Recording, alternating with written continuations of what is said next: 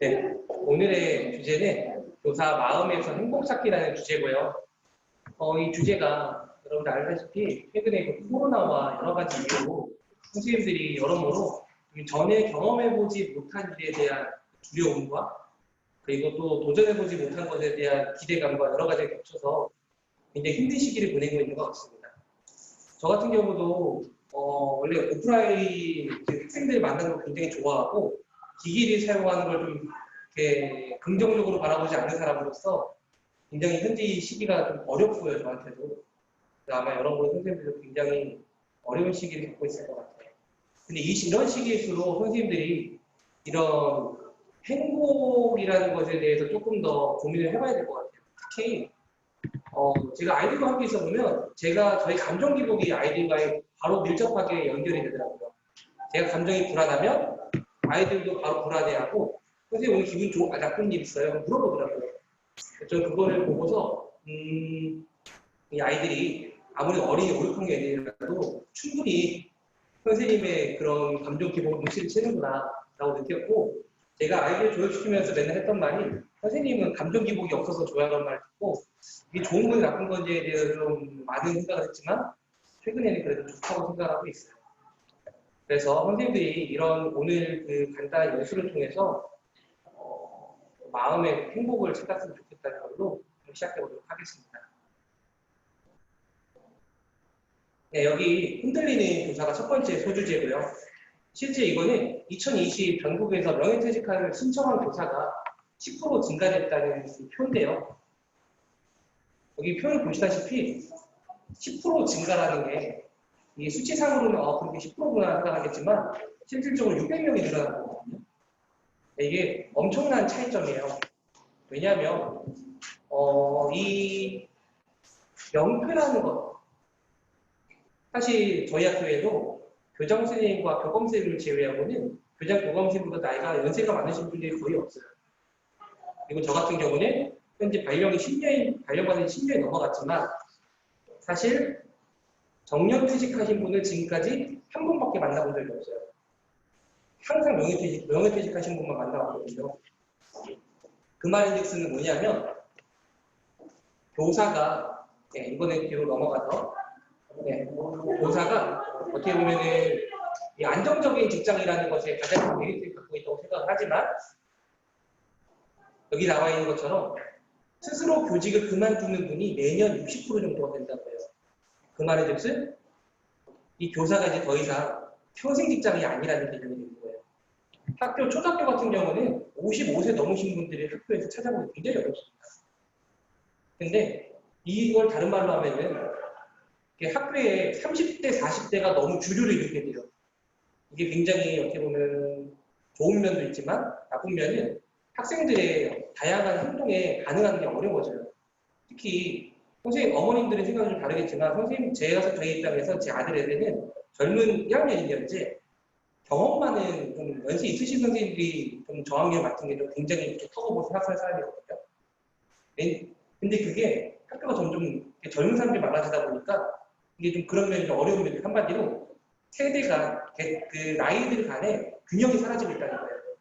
그게 전에 선생님들이 그만큼 힘들어하지 않는다라고 생각하고 있습니다. 그게 바로 이 각자도생이라는 말로 표현이 되는데요.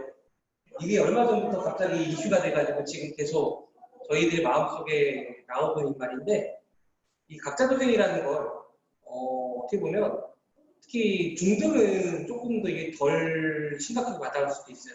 초등은 굉장히 심각하게 와닿는 게 마음만 먹으면 한 달 동안 옆반 선생님이랑 말 한마디 안 할 수도 있어요. 정말로. 그리고 교장 교감 선생님 얼굴 한 번도 안 볼 수도 있어요. 정말 나 혼자 출근해서 나 혼자 퇴근할 수도 있어요. 그러다 보니까 이 모든 문제를 스스로 해결해야 된다는 압박감을 갖게 됩니다. 그리고 어떻게 보면은 관계의 단절이 이루어진다는 게 이 관계에 단절이 이루어지게 되면 결국에는 교사는 그 안에서 학교라는 공간이 더 이상 안전하지 않은 공간이라는 걸 깨닫게 돼요. 어떻게 보면 다른 사람, 모든 아이들도 그렇고 회사원들도 그렇고 자기가 근무하는, 자기가 살아가는 공간은 굉장히 안전한 공간이어야 돼요. 특히 사람들이 집에 들어갔을 때 그 안정감을 느끼는 건 집이 바깥에와 차단되어 있다는 개념이에요. 나만의 공간이에요. 그리고 내가 수정할 수 있는 공간이에요. 내가 편집할 수 있는 공간이에요. 근데 학교라는 공간이 교사에게 그렇지 않은 공간이 되는 순간 교사에게 그 공간은 그냥 정말 감정이 들어있지 않은 공간이 되는 거예요. 그러면 그 공간에 소속감을 느끼지 못해요. 그게 바로 현재 학교 공간의 문제입니다.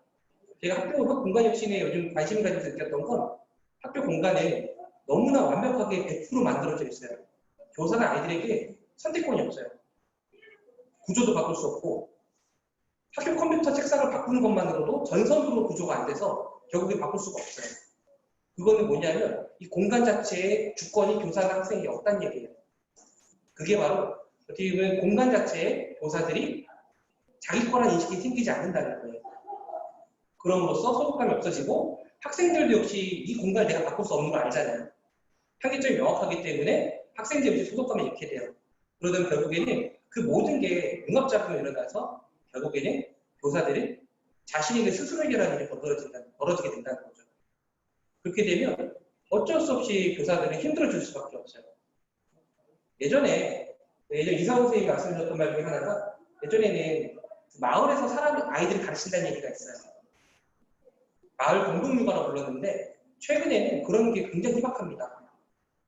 진짜 옆에 옆집에 누가 사는지도 몰라요. 솔직히 저도 몰라요. 저희 옆집에 누가 사는지. 근데 그게 결국에는 아이들에게도 교사들에게도 다 관계 단절이라는 게 생긴다는 거예요. 그래서 교사의 문제 해결 능력이 점점 더 중요해진다는 거예요. 역으로 생각하면. 네. 그래서 실제로 교총에서 명예퇴직의 증가의 원인을 조사해본 결과 제일 심했던 건 학생의 생활지도 붕괴된 교권 추락이었어요. 이 교권이라는 말은 사실 우리나라에 굉장히 정의가 제대로 되어 있지 않은 말입니다. 왜냐하면 이게 나왔을 때 자체가 이미 긍정적인 내용으로 나온 게 아니에요. 이게 교권 추락이 시작되면서부터 교권이라는 단어가 처음으로 등장했어요. 그 말인데 무슨 다른 말로 하면 이 교권 자체가 처음부터 부정적인 내용이었다는 거예요. 그러다 보니까 사람들이 교권은 항상 뭔가 권위라고 느끼게 돼요. 근데 그게 그러다 보니까 교사들에게 교권은 빼앗기고 있는 대상인 거예요. 그렇기 때문에 너무 힘들어요. 교권이라는 말을 들을 때마다. 그리고 학부모 등의 증가. 이거 뭐냐면 학부모 등의 요구의 증가가 된다는 거죠. 이걸 다른 말로 하면 뭐냐면 일명 수입자 부담. 저희 보통 수입자 부담이나 소비자 부담, 소비자 위주 경제라고 말하죠. 공급자보다는 소비자 위주로 경제가 돌아가는 그 경제 구조를 교육에 그대로 적용하다 보니까 교사들이 어떻게 보면 서비스 제공자가 됐어요. 선생님들 알고 계시죠? 예전에는 직업의 분류에 1차, 2차, 3차 산업에 교사는 들어있지 않았습니다. 왜냐하면 교사는 별개 직업을 생각했거든요. 어느 정도 순간부터 교사가 3차 산업에 슬슬 들어가 있어요. 그 말은 뭐냐면 교사가 서비스 제공자가 되고 있다는 거예요. 그래서 교사가 서비스 제공자가 되면 어쩔 수 없이 서비스를 받는 사람이 생기게 됩니다. 어떻게 보면 서비스 소비자가 생기는 거예요. 그럼 우리는 공급자가 되고 소비자가 되는데 소비자 위주의 교육이 이루어지게 되면 수요자 위주의 공급이 이루어지게 되면 교사는 그 교육의 수요자로 말하는 학생과 학부모의 요구를 들어줄 수밖에 없는 구조가 되는 거예요. 근데 이거는 분명히 필요해요. 교육도 변화돼야 되고 여러 가지 그 전환점이 있어야 되는데 너무 한쪽으로 쏠려 있다는 거예요. 그래서 아시다시피 작년부터 이게 법이 들어와서 올해 이제 완벽하게 적용돼 바로 그거 알고 계시죠? 바로 교원지휘법. 교원지휘법이 정말 한 걸음이에요. 내용을 보시면 그 자체에 교사에 대한 교권을 정의하긴 했지만 거기에 어떻게 보면은 특히 초등 같은 경우는 처벌 규정이 그런 거 떠봐야 돼요. 중등은 오르면 실효성 걸릴 수 있다고 저는 생각을 하는데 이 초등학교는 의무 교육이다 보니까 솔직히 이게 실효성이 있는지에 대한 의구심이 굉장히 크고요. 실제 초등학교에서는 교권에 관련돼가지고 학생 선도 위반이 일어나는 확률은 거의 제로에 가깝습니다. 왜냐면 그 자체를 교사가 힘들어해요. 내가 잘못했다는 생각을 먼저 하고요. 제일 중요한 거. 그리고 관리자들도 힘들어요. 네 탓이 되는 거예요. 그리고 학부모들도 애가 어린데 그럴 수도 있지가 되는 거예요. 그러면 초등에서는 교권 보호비가 과연 열릴 수 있을지에 대한 의심이 굉장히 강해요. 저는 솔직히 거의 불가능으로 보고 있어요. 정말 맞지 않는 이상. 수업 방해로 이루어질 때는 저는 거의 불가능으로 보고요. 근데 그만큼 교권이라는 것이 이제 아직은 제대로 정리가 안 됐다고 저는 생각을 해요. 그래서 이번에 나왔던 교원지휘법이 그 출발점이라고 생각을 하고요. 그 이후로 이제 점점 더 교사의 권위가, 그러니까 권위라는 게 정말 나쁜 단어가 아니에요. 교사에게 교육권이 있고 학생들에게 학습권이 있죠. 근데 법에 학습권이 어떻게 보면 법에 적혀 있지만 교사의 교육권은 법에 내용이 적혀 있질 않아요. 그러다 보니까 학습권이 더 강화되어 있고 교육권은 어떻게 보면 그냥 거기에 따라가는 부산물로 따라가는 뿐이에요. 근데 그게 교사들이 너무 힘들다는 거예요. 나도 분명히 가르치고 싶고 이 아이가 내 수업을 들었으면 좋겠는데 제 학습권이 우선되다 보니까 교사는 거기에 반발을 할 수가 없어요.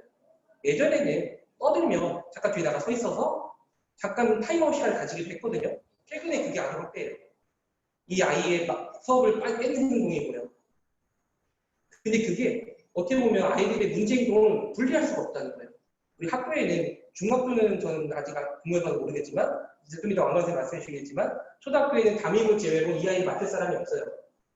그나마 가능성이 있으면 관리자 정도인데 이 관리자가 어느 정도 이 능력을 해줄 수 있을지에 대한 건 저는 너무 관리자 개인 책임이라고 생각을 하거든요. 왜냐하면 교육법이나 시행령에 관리자의 그 역할에 대한 게 많이 적혀있질 않아요. 그러다 보니까 어떻게 보면 그냥 관리자 개인의 역량인 거예요.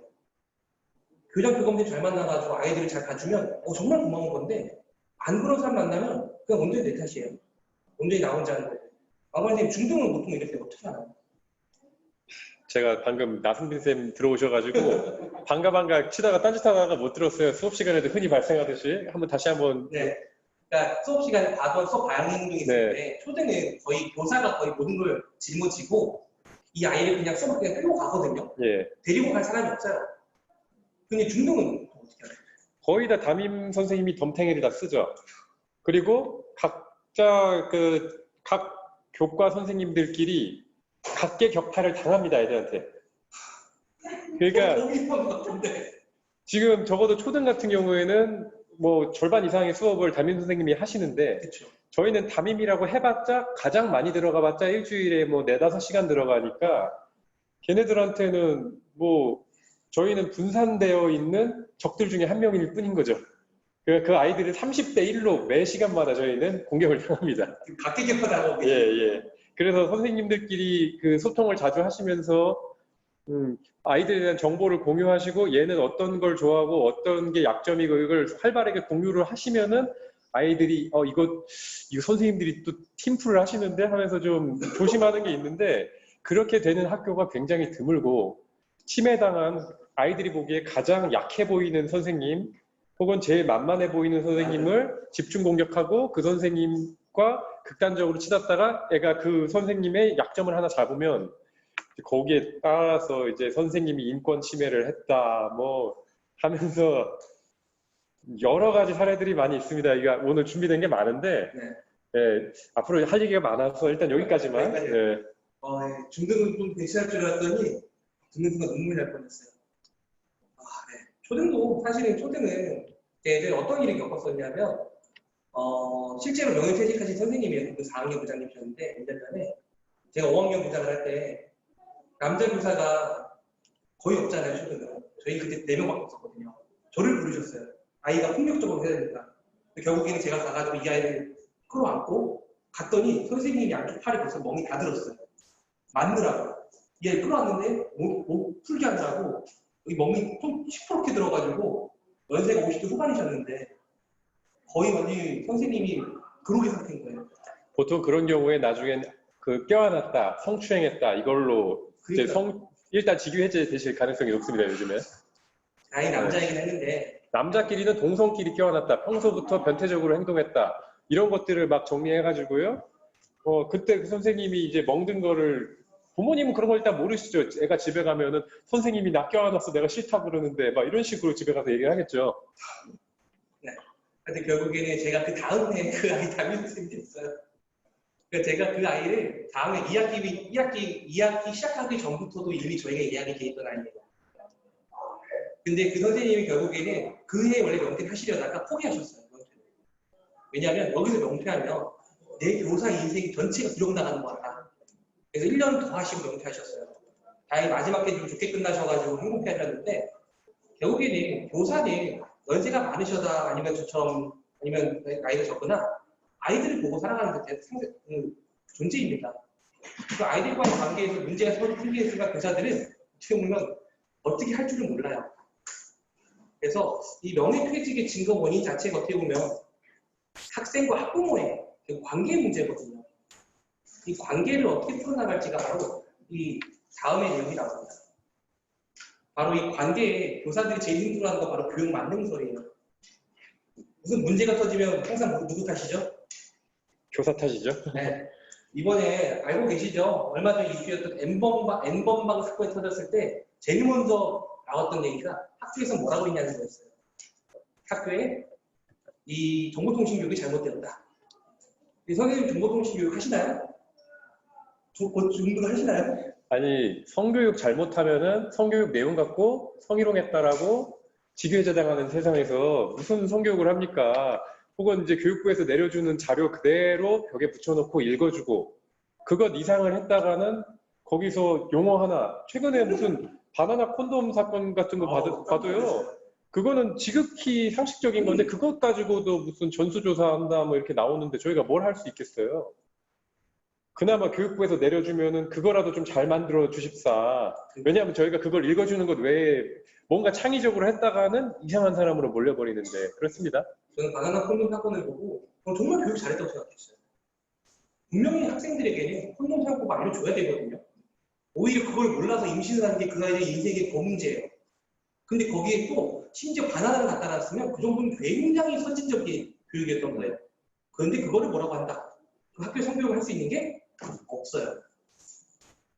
성교육 거의 포기 상태죠, 저희는. 네. 저희도 보면은 성교육을 과연 아이들에게, 특히 전 남교사잖아요. 저는 더 솔직히 두려워요. 제가 남교사이기 때문에 더 두려워요. 여자애들에게 어떻게 받아들여질까. 그래서 그게 매년 성교육 하라고 하는데 굉장히 어려움을 느끼고 있는 거예요. 결국에는 교육이 만능해야 된다는 거예요. 근데 교육은 만능인데 손발이 없어요. 손과 다리가 없어요. 도대체 뭘 해야 될지 모르겠는 거예요. 그래서 아시다시피 초등학교 저학년에는 안전교과가 들어왔어요. 근데 저희 안전교육 안 하고 있지? 않았거든요. 대피훈련 하고요. 실제로 어떤 일이 벌어졌었냐면 모 중학교인가에서 하필이면 아버지가 소방관이었던 거예요. 아이가 그 학교가 맨날 그 소방 시설이 자주 고장나서 열심히 그 울린 거예요. 아이가 또 도망가지 않았던 거예요. 저 맨날 울리니까 그리고 민원 들어왔어요. 난리 났습니다. 그래서 저는 거짓말로 울려도 나가요. 그냥 무조건 나가. 얘들아 우리 가야 된다. 이게 사실일 수도 있고 거짓말일 수도 있다. 어떻게 보면 그게 제대로 된 교육이고요. 근데 이게 어떻게 보면 학교의 문제도 있었지만 그 작은 문제들을 큰 문제로 밝히는 건 바로 교육 만능설이라는 거예요. 그래서 저는 교육 만능설에 대해서 항상 안타까움을 느끼고 있어요. 네, 교사 소진의 원인 한번 알아봐야 되는데요. 문제에 지친 초등교사 행복보다 피로감을 느끼는 교사가 많아. 2019년에 나온 교사 제목입니다. 초등교사 30%가 힘들고 지쳤고요. 행복한 한 해를 별로 경험하지 못하는 거죠. 어떻게 보면 요즘 학부모라는 양극화되고 있고 너무 과도한 관심을 가져가지고 아이들에게 많은 그걸 주는가? 아니면 아예 관심이 없는 거예요. 그래서 아이를 방치하든가.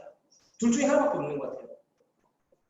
방금은 중등급식 체감은? 아유, 모든 것이 지금 양극화입니다. 모든 게 양극화고 좋으신 분들 정말 좋으시죠. 근데 좋으신 분들 대부분의 저희를 공격하는 분 한두 분이 계시면은 저희는 그냥 사실 아무것도 없는 상태가 나아요. 다 보통인 게 나아요. 좋은 걸 얻는 것보다 해로운 걸 피하는 게 더 안전하니까 생존을 위해서. 그래서 아휴, 참 답답합니다. 네. 네. 그래서 오늘 주제가 아시다시피 교사 네. 소진이거든요. 그거에 한번 원인을 찾아보고 있습니다. 가장 첫 번째 아까 말씀드렸던 수요자 중심 교육이에요. 학생과 학부모를 교육의 수요자, 교사를 공격적으로 인식하는 원리를 학교에 적용함으로 인해 학교에 외부의 영향력이 점점 커지고 있어요. 쉽게 말하면 뭐냐면 무슨 문제가 생기면 학교에 초등학교는 창의력 체험 활동이 있거든요. 거기 하나씩 들어와요. 창의력 체험 활동 그 교육과정을 보시잖아요. 이걸 교육할 수 있어? 할 정도로 많아요. 거의 20개, 30개예요. 이거 가르치면 수업이 가능해? 할 정도로 많아요. 그리고 솔직히 말하면 가르치고 있지 거의 대부분 안 해요. 안 하는 게 아니라 못 하는 거예요. 그걸 하면 수업이 진행이 안 돼요. 저희도 그냥 서류 처리, 결제 받아놓고 유인물 나눠주고 붙여놓고 그 정도만 해도 잘했다. 어우, 물론 그거 한번 읽어주고라도 뭐 사고 발생률은 약간 줄어들 테니까 그쵸. 그거를 열심히 듣든지 안 듣든지 그거는 이제 학생들의 뭐 개인 책임도 어느 정도 있는 건데 물론 이상적으로 보면 저희가 하나하나 완벽하게 가르쳐 줘야 되지만 그렇게 하려다 보면 아무것도 못 하니까 맞아요. 최소한 선생님들 자기 보존을 위해서는 결제 받아 놓으시고 거기에 유인물 붙여 놓으시고 한번 읽어주고 그거라도 해주십사 하는 거죠. 맞습니다. 어떻게 보면 교육 과정이 뜻하지 않은 타이밍인 거예요. 분명 교육 과정이 있는데 실제 교육은 이루어지지 않아요. 그게 더 이상한 거예요. 그래서 그거를 과도하게, 그러니까 보면은 매년 추가돼요. 작년 무슨 터졌으면 그게 다음에 추가돼요, 항상. 항상 추가돼요. 마치 누더기 옷 계속 기우는 것처럼 어디가 구멍이 났다 풀어졌다 하면은 또 붙이고 옷이 없고 이제 누더기만 남아있는 상태죠 지금. 맞아요. 아, 이게 너무 힘들고요, 진짜. 그다음에 두 번째는 바로 학교 때리기라는 말이 나왔어요. 이 아까 말씀드렸던 것처럼 그냥 문제가 생기면 학교를 그냥 계속 얘기하고 시작하는 거예요. 왜? 원인은 학교니까. 그게 교사들이 힘들게 한다는 거예요. 사실 대부분의 교사들은 자신의 역할을 굉장히 잘하고 있습니다. 아이들 잘 가르치고 있고요. 아이들에게 친구 배려하라고 가르치고 있어요. 어느 교사도 친구를 때리라고 가르치는 교사는 없어요. 근데 친구를 때리는 학교폭력이 벌어지면 왜 교사 탓이죠? 그 이해가 안 된다는 거예요. 교사는 어느 누구 하나 친구를 때리라고 말한 적이 없는 거예요. 그러니까 원인 제공 안 했는데 결과는 교사 탓이고 학교 탓인 거예요. 그게 어떻게 보면 인과관계가 잘못됐다는 거죠. 보통 그래서 그 아까 말했던 수많은 창체교육, 학교폭력 예방교육 이런 거를 그래도 조금이라도 해놨으면 교사가 이제 징계까지 받지는 보통은 않습니다. 그리고 학생들이 신고를 했을 때 매뉴얼에 나와 있는 절차대로 했으면은 큰 피해는 없습니다. 근데 그 매뉴얼대로 한다는 것 자체가 매뉴얼이 굉장히 거칠게 어찌 보면 비전문가들 위주로 대충 만들어졌기 때문에 매뉴얼대로 한다는 것 자체가 쉬운 일은 아니죠, 그게. 그러니까 매뉴얼이 저도 올해 생활복장에서 자주 읽어보거든요. 매뉴얼 자체가 굉장히 친절하지 않아요. 왜냐하면 어쩔 수 없는 게 다 줄글이에요. 그리고 다 전부 다 프로토콜로 돼 있는데 그 프로토콜이 굉장히 복잡해요. 그러다 보니까 교사들이 실제로 그걸 지키고 하기에는 너무 부담감이 큰 거예요. 그다음 두 번째는 학생과 상호작용에 어려움이 있습니다. 아까 말씀드렸던 것처럼 학생 인권은 계속 강화되고 있어요. 그래서 최근에는 저희 학교에 어떤 일이 벌어졌냐면 1학년 아이가 입학을 했는데 학교가 안 와요. 한 번도 온 적이 없어요. 4월달까지 안 와가지고 연락을 했더니 연락이 안 돼요. 4월달까지 한 번도 부모님이 연락이 되지 않았대요. 그래서 그 이유를 물어봤더니 결론은 무엇이냐? 아이가 중국에 있어요. 한국에서 출국을 해버린 거예요, 그냥. 그래서 어떻게 아동학대로 신고했죠. 신고한 정확하게 말하면 동사무소에다가 소재판 요청을 보냈어요. 그랬더니 그 아이는 출국한 거예요. 이게 교사가 이런 일 가지고 있어야 돼요.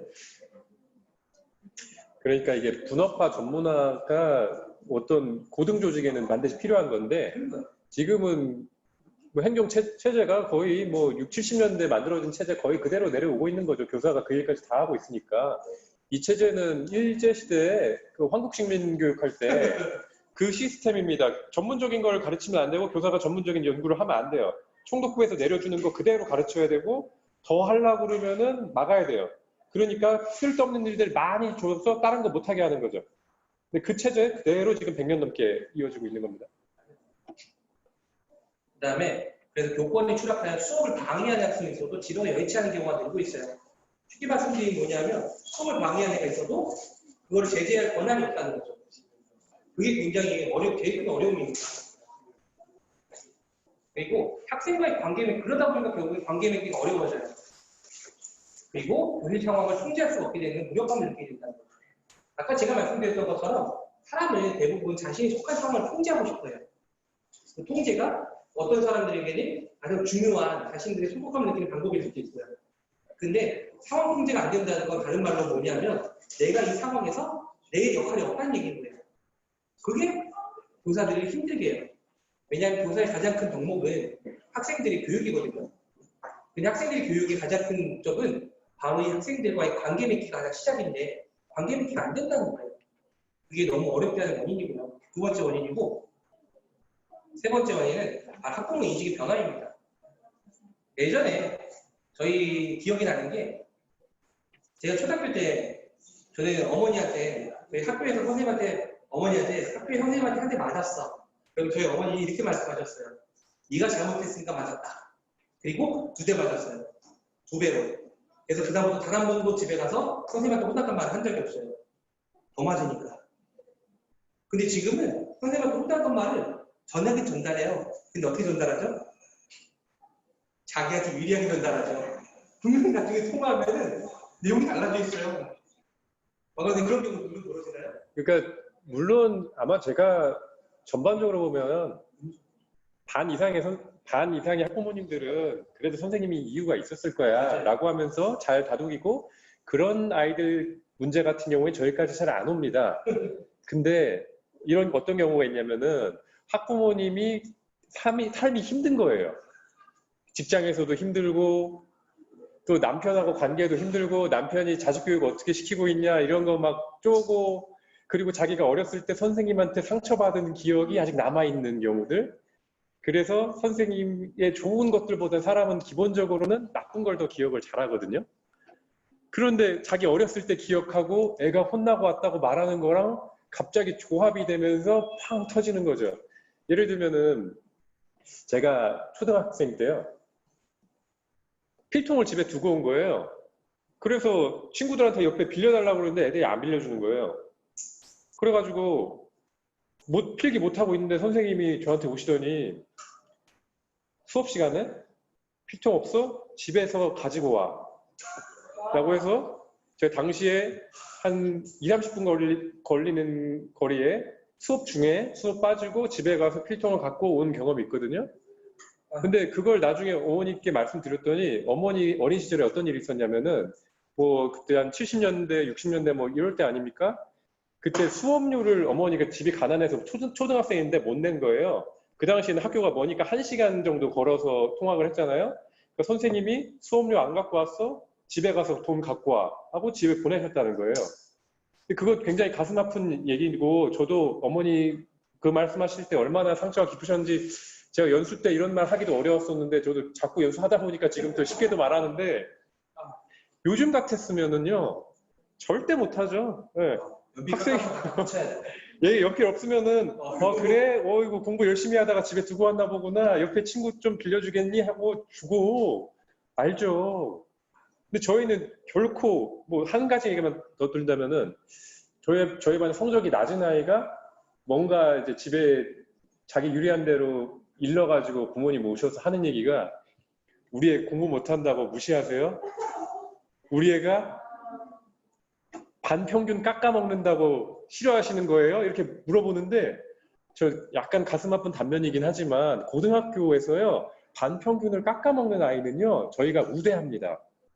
왠지 아세요? 초등 선생님 잘 모르시죠? 반평균이 깎이면요 평균이 깎아지잖아요? 그러면은 상위권 아이의 표준 점수가 올라가게 돼 있어요. 그러니까 예를 들어서 이 학생이 똑같이 90점을 받았는데 평균 80점인데 90점 받은 아이랑 평균이 50점인데 90점 받은 아이랑 두 가지 데이터가 대학에 올라가면 입학사정관들이 볼 때 50점인 평균에서 90점 받은 애를 더 우수한 아이로 치는 거예요. 그러니까 학교에서는 반평균 깎아먹어도 그래 성적 낮은 친구들을 깔아주니까는 다른 친구들도 성적 잘 받지 서로 고마워하면서 지내라 하고 저는 넘어가거든요. 근데 부모님들의 과거의 의식하고 지금의 의식하고 너무 달라서 자신의 과거 상처를 지금 아이한테 대입해가지고 팡 폭발하는 경우들이 많이 있습니다. 맞아요. 어떻게 보면 예전에는 저희도 막 2명, 3명 이러고 저희 어머니 아버지 세대는 아시다시피 뭐 네다섯 명 이렇게 시대에는 자식에게 신경 쓰기가 쉽지가 않았어요. 근데 최근에는 아이들이 많아봤자 둘을 거의 넘기기 힘들어요. 진짜 세찾기가 힘들거든요. 그러다 보니까 관심이 너무 많아요. 많은 사람들은. 아까 말씀드렸던 것처럼 없는 사람 아예 없고. 그래서 없는 사람들이 그때 왕고 선생님이 연수에서 말했던 것처럼 어느 날 큰 거 생기면 이제 드디어 내 할 일이 생긴 거예요. 잡았다. 이 이외에 내 엄마 역할 한번 하겠다. 그럼 어떻게 되죠? 특히 평소에 자식하고 사이가 좀 갈등이 많이 있으셨던 분들은 이때 나의 힘을 보여주겠다. 내가 널 얼마나 사랑하는지 한번 보여주겠어. 그동안 나한테 섭섭했던 걸 이번 기회에 다 풀어줄게. 이런 태도로 학교를 공격하는 게 마치 내 능력을 보여주고 자식 사랑을 보여주는 걸로 생각하시는 분들이 생기죠. 그래서 어떻게 보면 이 학부모들도 어떻게 보면 아까 그 학생들처럼 또 양극화되고 있는 거예요. 그러니까 교사는 제일 교사들이 원하는 건 그냥 저희를 믿어주고 혹시 문제가 생겼을 때 같이 대화했으면 좋겠는 사람. 그러기 원하는데 평소에 믿어주는 것 같지는 않은데 대화도 안 해줘요.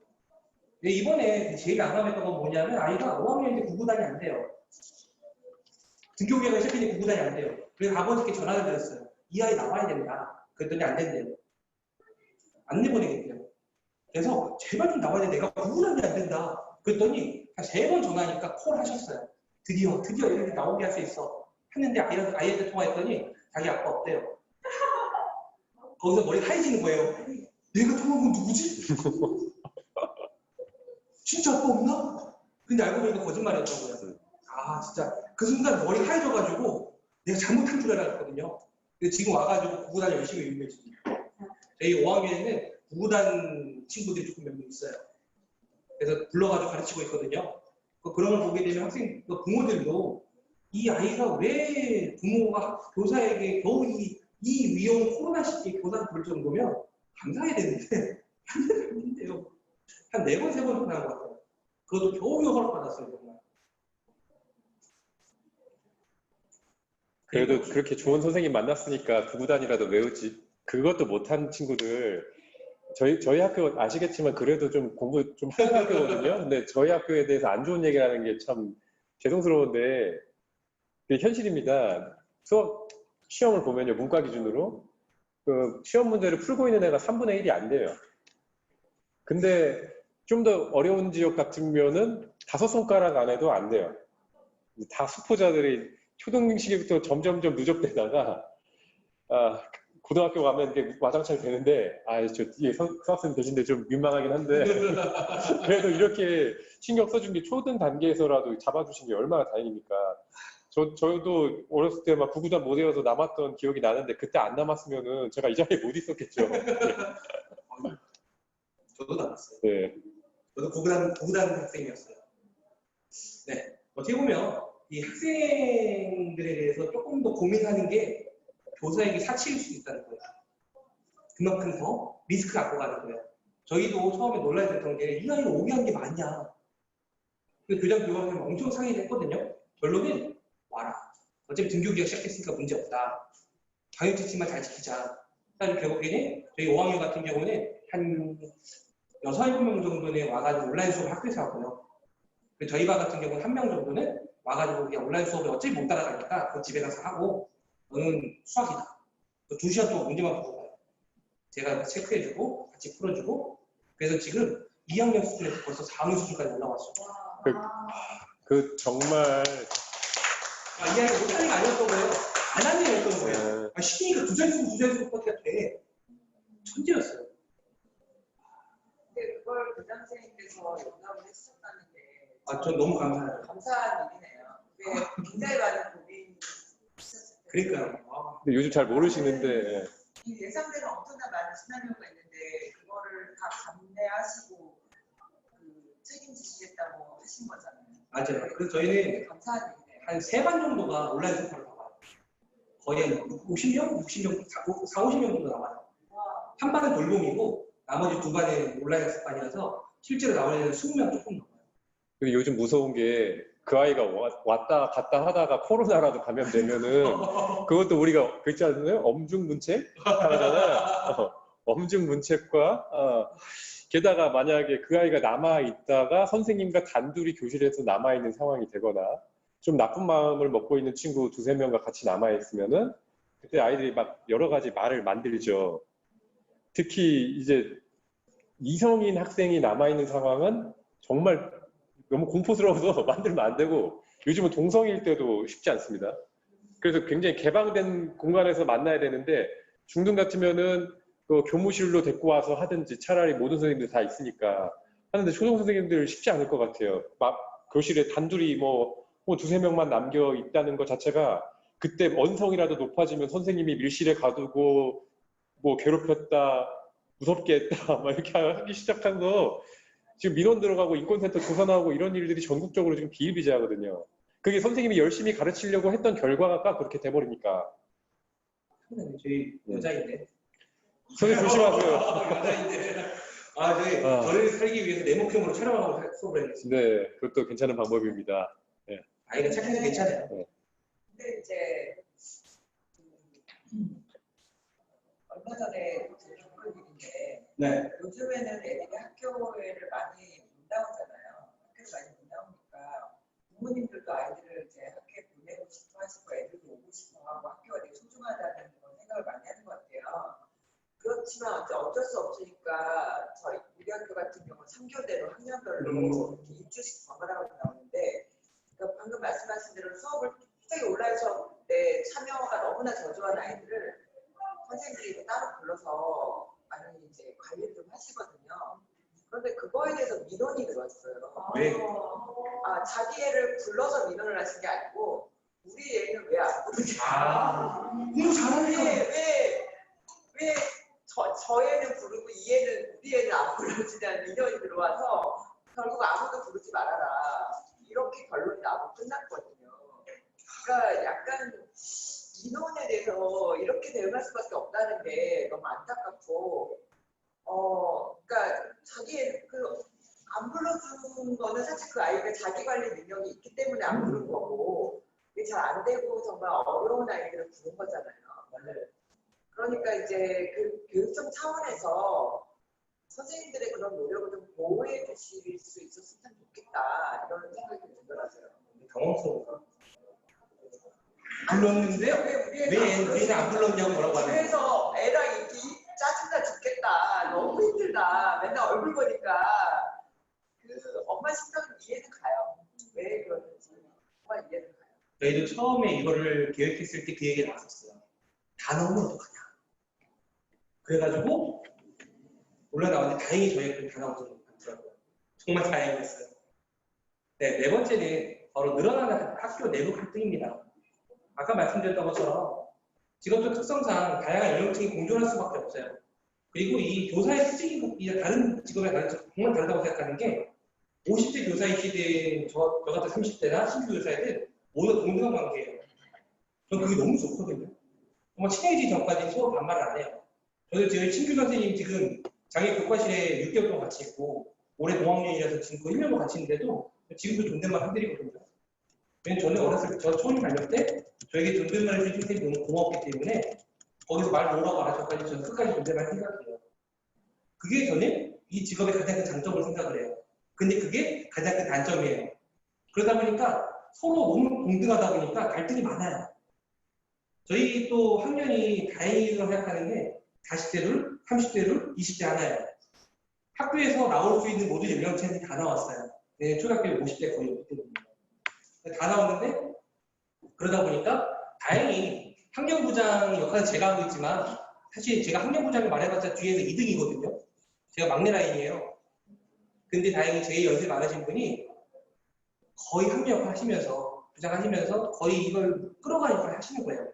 그리고 다행히 저희 되게 잘 맞는 게 신규 선생님이 밝은 모습으로 해결해주고 저희 30대들이 알아서 일하고 그러니까 이 안에서 서로 역할 분담이 잘 되는데 이게 안 되는 순간 학교 내부 갈등이 엄청나더라고요. 실제로 이 교사를 둘러싼 갈등 중에서 제일 교사에게 타격이 큰 건 바로 동료 교사였어요.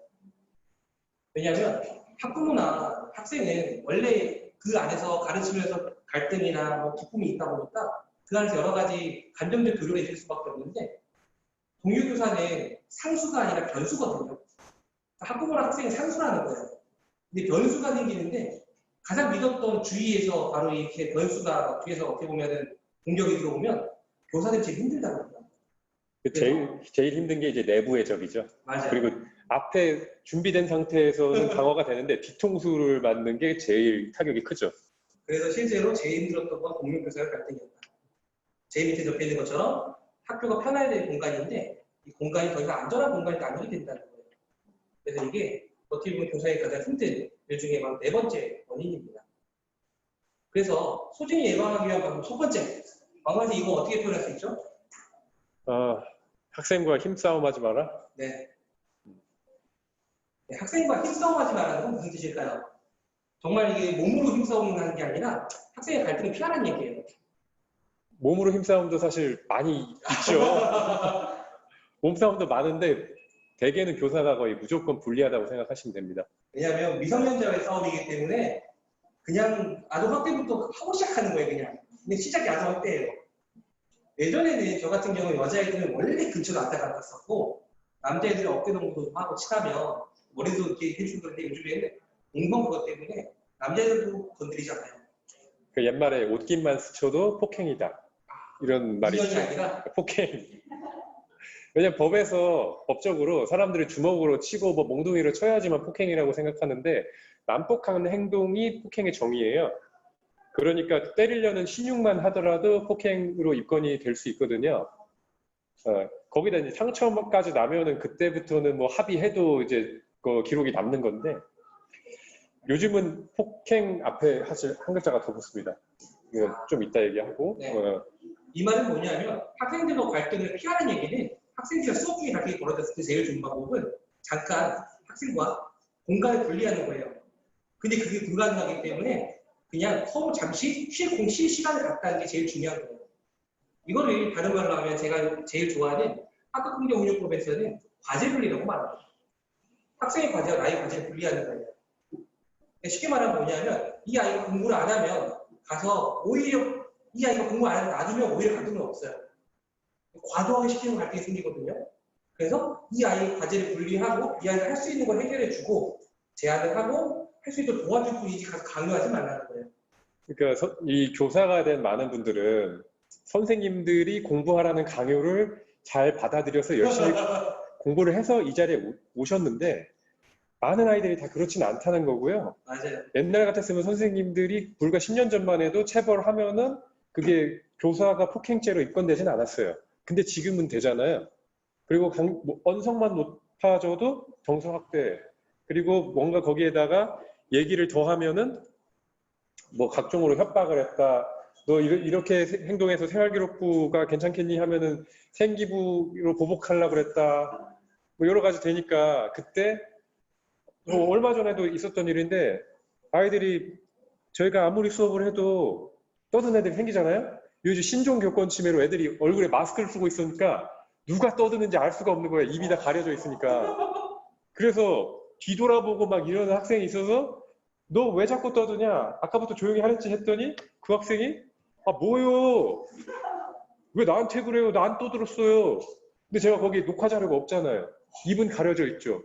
제가 추정하기로는 걔가 30초 전까지 떠들다가 제가 말하기 한 30초 동안 뒤로 돌고 얘기를 듣고 있던 타이밍에 제가 왜 떠드냐 했더니 나는 30초 동안 떠들지 않았다.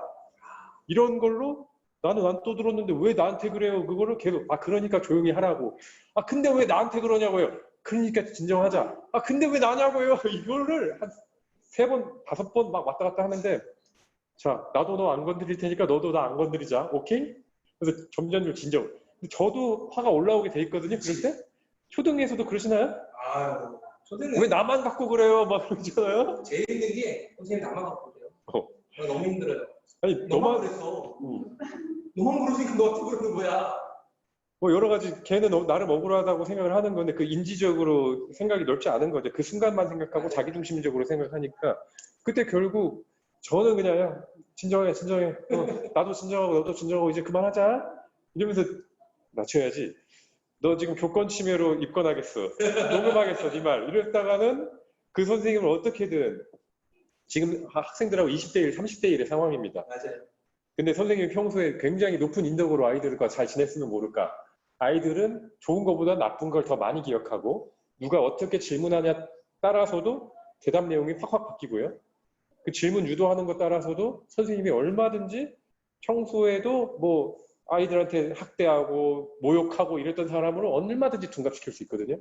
그러면은 그거에 엮이는 것 자체가 뭐 판례들 보면은 막 대법원까지 가고 3년, 4년씩 갔다가 결국 무죄 받아봤자 그 사이에 병 얻으시고 고혈압, 두통, 정신병, 우울증까지 가시고 그런 분들 굉장히 많으시거든요. 그러니까 그 순간 잘 참고 넘기시면은 그 선생님도 굉장한 인격 수양이 필요할 수밖에 없는 시대가 된 거죠.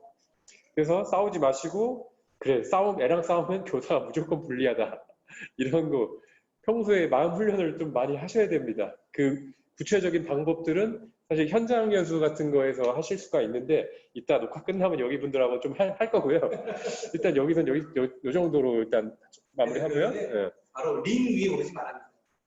학생들과 링이 오르게 되면 왕건선생님 말씀하셨던 것처럼 1대 32 싸움이 될 수도 있어요. 그러면 교사한테 이겨도 이긴 게 아니거든요. 싸우지 말라는 거예요. 얘기는 수업이 끝나고 따라하면 돼요.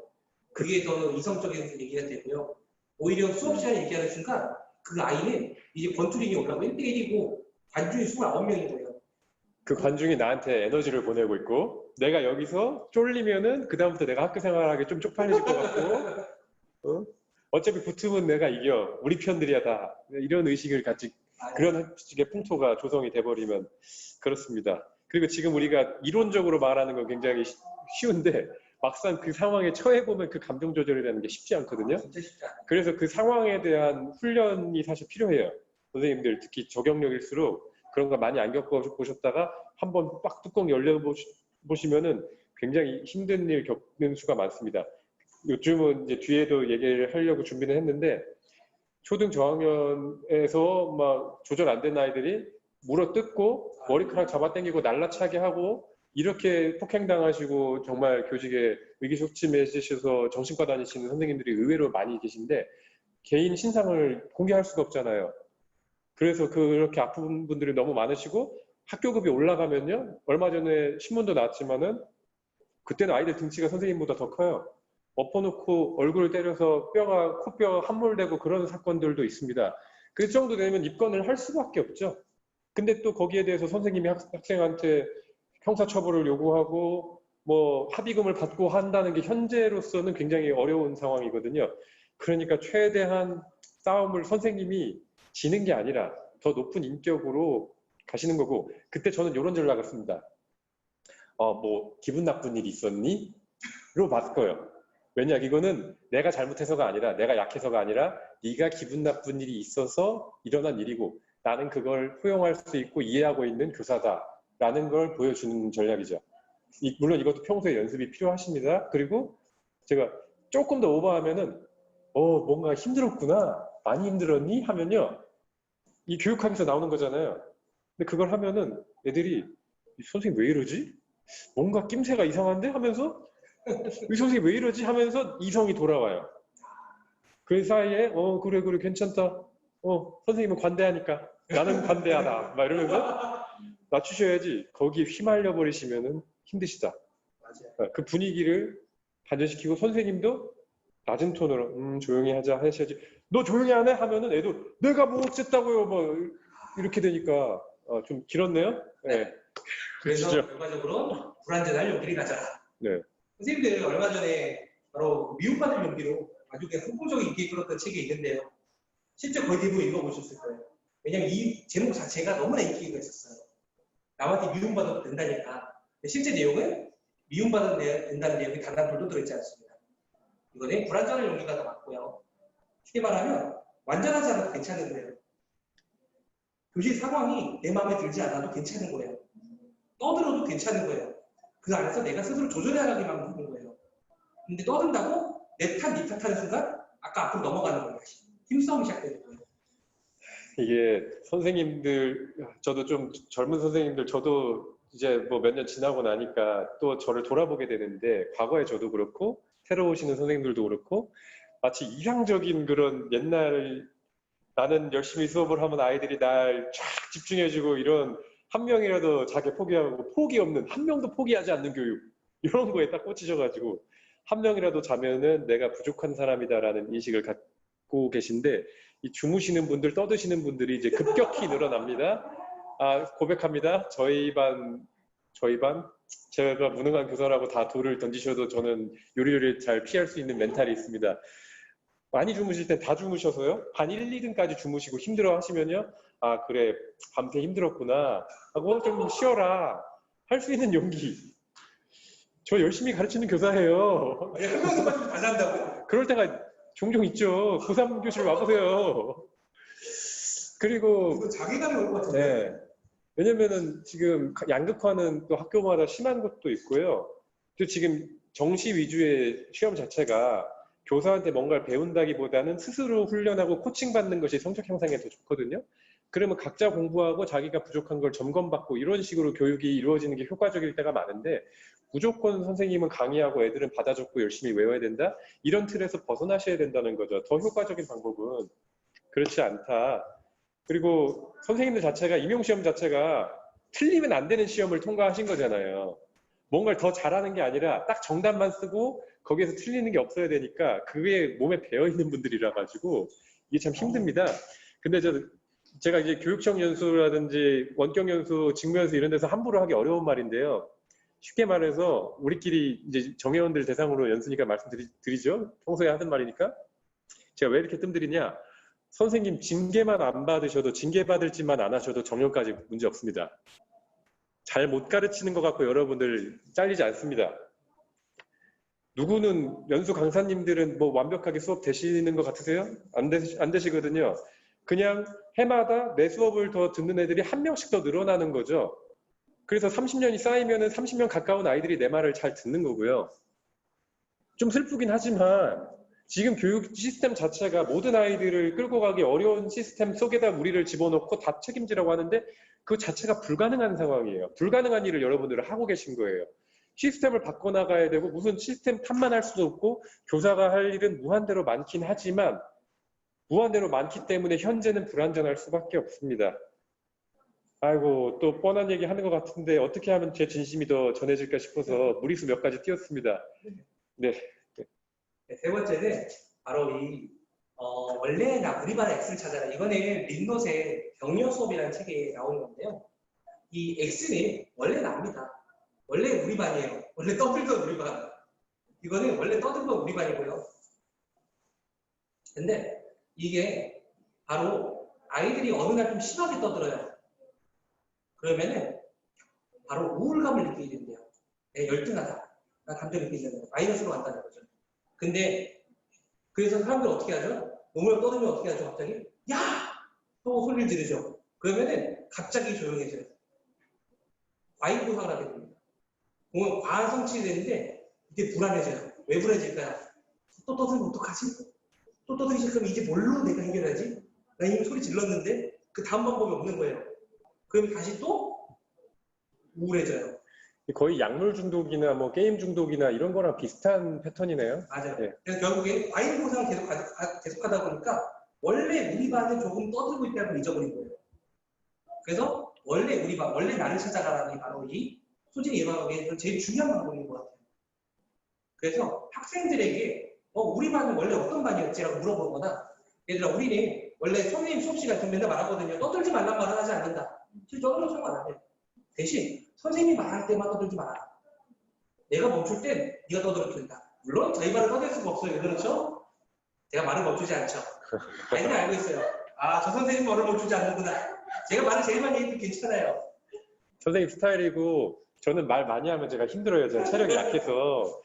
제가 아이들하고 하는 약속은요. 네가 말할 때 내가 들을 테니까 내가 말할 때 너도 들어줄래? 이렇게 합니다. 괜찮네. 네. 그래서 떠들면은 뭐 할 얘기 있어 가까이 가서 할 얘기 있으면 다 해봐. 내가 다 들어줄게.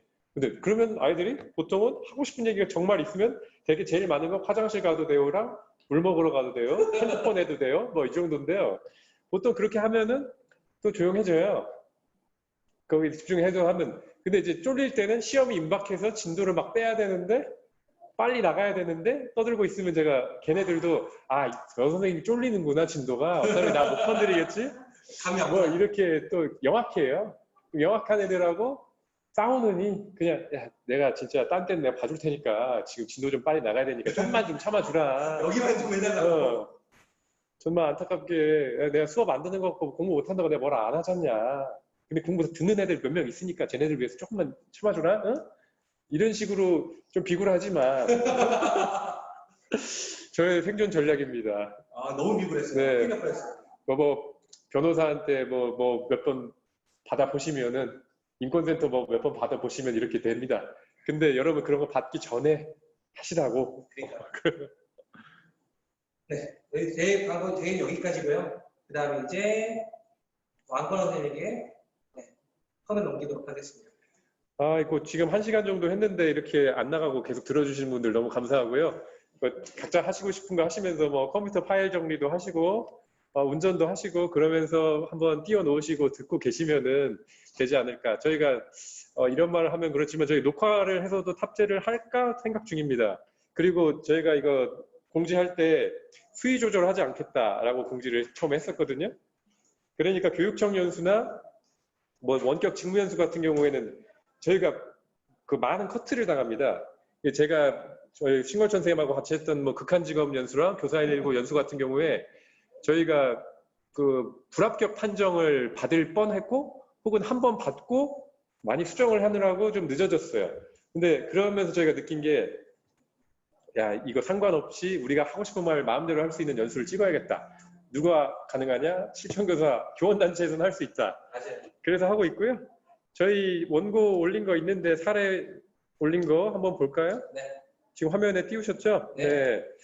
저희가 이거 다음 달에 서울시 교육청 초등 1정연수 강의를 저희 팀으로 원격으로 들어가는데 그때 초등 5년차 내외 선생님들이 어떤 고민을 갖고 계실까 했던 사례들 위주로 담았고요. 그리고 뭐 초등 5년차 뿐만 아니라 사실 대부분의 초중고 선생님들 경력 많으셔도 갖고 있는 고민들이 많으십니다. 그래서 거기 수준에 맞춰서 하고 싶은데 여기서 또 들어오신 분들에 맞게 또 얘기를 좀 나누고 싶어요. 아까 했던 말들하고 겹치는 거 좀 빨리 진행할 수도 있고 저희한테 많은 피드백을 주시면 저희가 더 보완하고 더 좋은 아이디어 있으시면은 채팅창에다가 입력해 주시거나 댓글 달아주시면 좋습니다. 자, 수업이 잘 안 돼서 늘 불만족스러운 거는 뭐 저도 늘 불만족스럽고 선생님 어떠세요? 수업이 불만족스럽다. 수업이 불만족스럽다를 떠나가지고 수업을 매일 모든 수업을 끝나고 나서 진짜 딱 한 번 야 했다 해놓고 다 힘들었어요. 모든 수업이 힘듭니다. 한 번 딱 성공했어요. 정말 우리 연수 강사들을 보면은 정말 성직자 같은 모습으로 나는 죽을 때까지 교단을 지키겠다 하는데 저 쉽게 말해서 제가 로또 당첨되면은 저 종족을 감출 겁니다. 그냥 이런 말. 아니까 가면 되는 네. 거예요. 지금까지 이거 퇴직금을 받고 근데 지금 로또 당첨금이 그렇게 크지 않아요. 요즘엔 받아도 네. 서울 아파트 못 사요. 그러게요. 지금 여러 가지 힘든 상황인데 수업은 늘 불만족스럽고요. 그래도 솔직히 말해서 점점 그 불만족이 무뎌지는 것 같아요. 이렇게 비교육적인 연수를 해도 되나 싶은데 솔직한 마음이 다 그렇다는 거. 너무 공감했어. 예. 수업 딴짓 늘 하고요. 딴짓 하는 게 정상입니다. 근데 조금 더 전문적으로 갈까요? 우리 지금 양자역학의 미시세계를 들어가 보시면은 우리가 전선을 따라서 전자가 한 방향으로 이동하는 것 같지만 미시세계에서 보면은 전자는 사방으로 막 튀고 불확정적이고 알 수가 없어요. 우리 교실을 봐도 그렇죠? 어떻게든 애들은 졸업은 하지만 그 중간에서 주무시는 분은 또 있고 딴짓 하시는 분들 너무나 많습니다. 연수 강사님들 보통은 자기가 제일 성공한 걸 갖고 오시죠. 맞아요. 예. 그래서 저처럼 이렇게 실패한 거 막 까고 이런 사람들은 저 사람 계속 연수해도 되나 싶긴 하지만 그냥 그게 저의 컨셉이고 틈새 시장입니다. 예. 근데 그거 똑같이 저도 연수 가면은 선생님들에게 실패 사례를 많이 공유해요. 예. 왜냐하면 뭐든지 세상에 완벽한 건 없거든요. 안 될 수도 있고 다르게 잘못될 수도 있고 근데 잘 된 것만 보여드리면 선생님들 맨날 이렇게 말씀하시더라고요. 우리말에서 안 돼. 당연하죠. 안 되는 게 정상이니까. 예. 그래서 이렇게 하면 힘들어요라고 알려드려요. 이렇게 하면 안 돼요.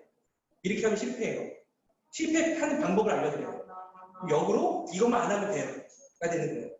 물론 거기서 또 생각하지 못했던 어떤 사고가 나기도 하지만 물론이죠. 선생님이 징계만 안 받으시면 됩니다. 맞아요.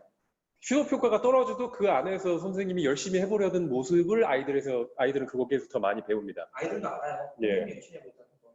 그리고 선생님이 아주 유창하게 하는 거나 떠듬떠듬 하면서 하는 거나 학습 효과는 그렇게 크지 않다는 연구 결과들이 많고요. 오히려 선생님이 학생들에게 갖고 있는 학문에 대한 태도나 아이들에 대한 태도에서 더 많이 배웁니다.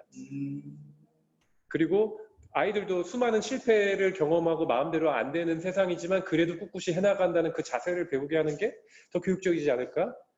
이렇게 생각하고 어떻게든 다른 연수에서 하는 말씀과 좀 다르게 해보려고 저는 제 자신이 솔직하게 이렇게 생각하고 사니까. 저도 예. 정확하게 공감해요.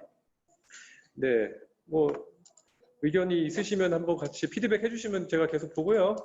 자, 두 번째. 채팅방에 써주시면 볼 수 있어요. 예. 자, 혹시 나성기 선생님 수업이 잘 되었는지를 교사 입장에서 판단하기보다는 아이들이 어떤 경험하고 배움을 얻었는지 생각해보는 게 좋다. 정말 저희가 큰 힘이 됩니다. 이렇게 오셔서. 갑자기 질이 달라졌어요. 네. 그래서 역시 내 입장보다는 아이들 입장에서 생각한다는 건 진리인 것 같아요. 예. 그리고 그 학생들 한 명 한 명이 다 반응이 다를 수밖에 없다는 거. 교사가 생각한 것까지 올라오지 않을 수 있는 게 당연하다는 거 아시고요. 그래서 어떻게 보면 초등에 네. 상대평가, 절대평가가 들어오면서 더 그게 가능해진 것 같아요. 서로 등급을 나누는 게 아니라 할 수 있네? 그럼 된 거예요. 그래서 초등, 중등은 그래도 꽤 많이 좋아졌고요. 맞아요. 고등학교는 고교학점제 도입한다고 하곤 있지만 뭐 언제 어느 세월에 될지는 잘 모르겠고요. 지금 ABC 3단계로 하겠다고 했지만 결국은 대학에서는 변칙적으로 갑니다. 아까 말씀드렸듯이 평균하고 원점수를 까고 거기다 ABC 등급이 들어가거든요. 그러면 대학에서는 결국 ABC를 보는 게 아니라 평균하고 원점수를 산출해가지고 평균이 얼마나 낮은데 거기에 비해서 얼마나 높은가를 보기 때문에 어쨌든 시험은 어렵게 낼 수밖에 없어요. 다만 이제 저희 양극화된 상황에서 저희는 성적이 이렇게 돼 있어요. U자로. 정상분포 반대로. 정상분포의 반대로 돼 있어요. 상위권은 그 1등급을 받기 위해서 처절한 싸움을 하고 있고 나머지 애들 다 소외돼가지고 밑으로 쫙 깔아주고 있고 이런 게 일반고들의 일반적인 모델이기 때문에 참 그 길을 위해서 뭐 여러 가지 뭐 종합전형이나 뭐 IB나 여러 가지 대안들을 제시하고는 있지만 이 어려움 속에서도 그래 내 교실이라도 지켜야겠다. 애들 마음이라도 한 번 더 봐줘야겠다라는 생각으로 살고 있습니다. 네, 두 번째 갈까요? 네.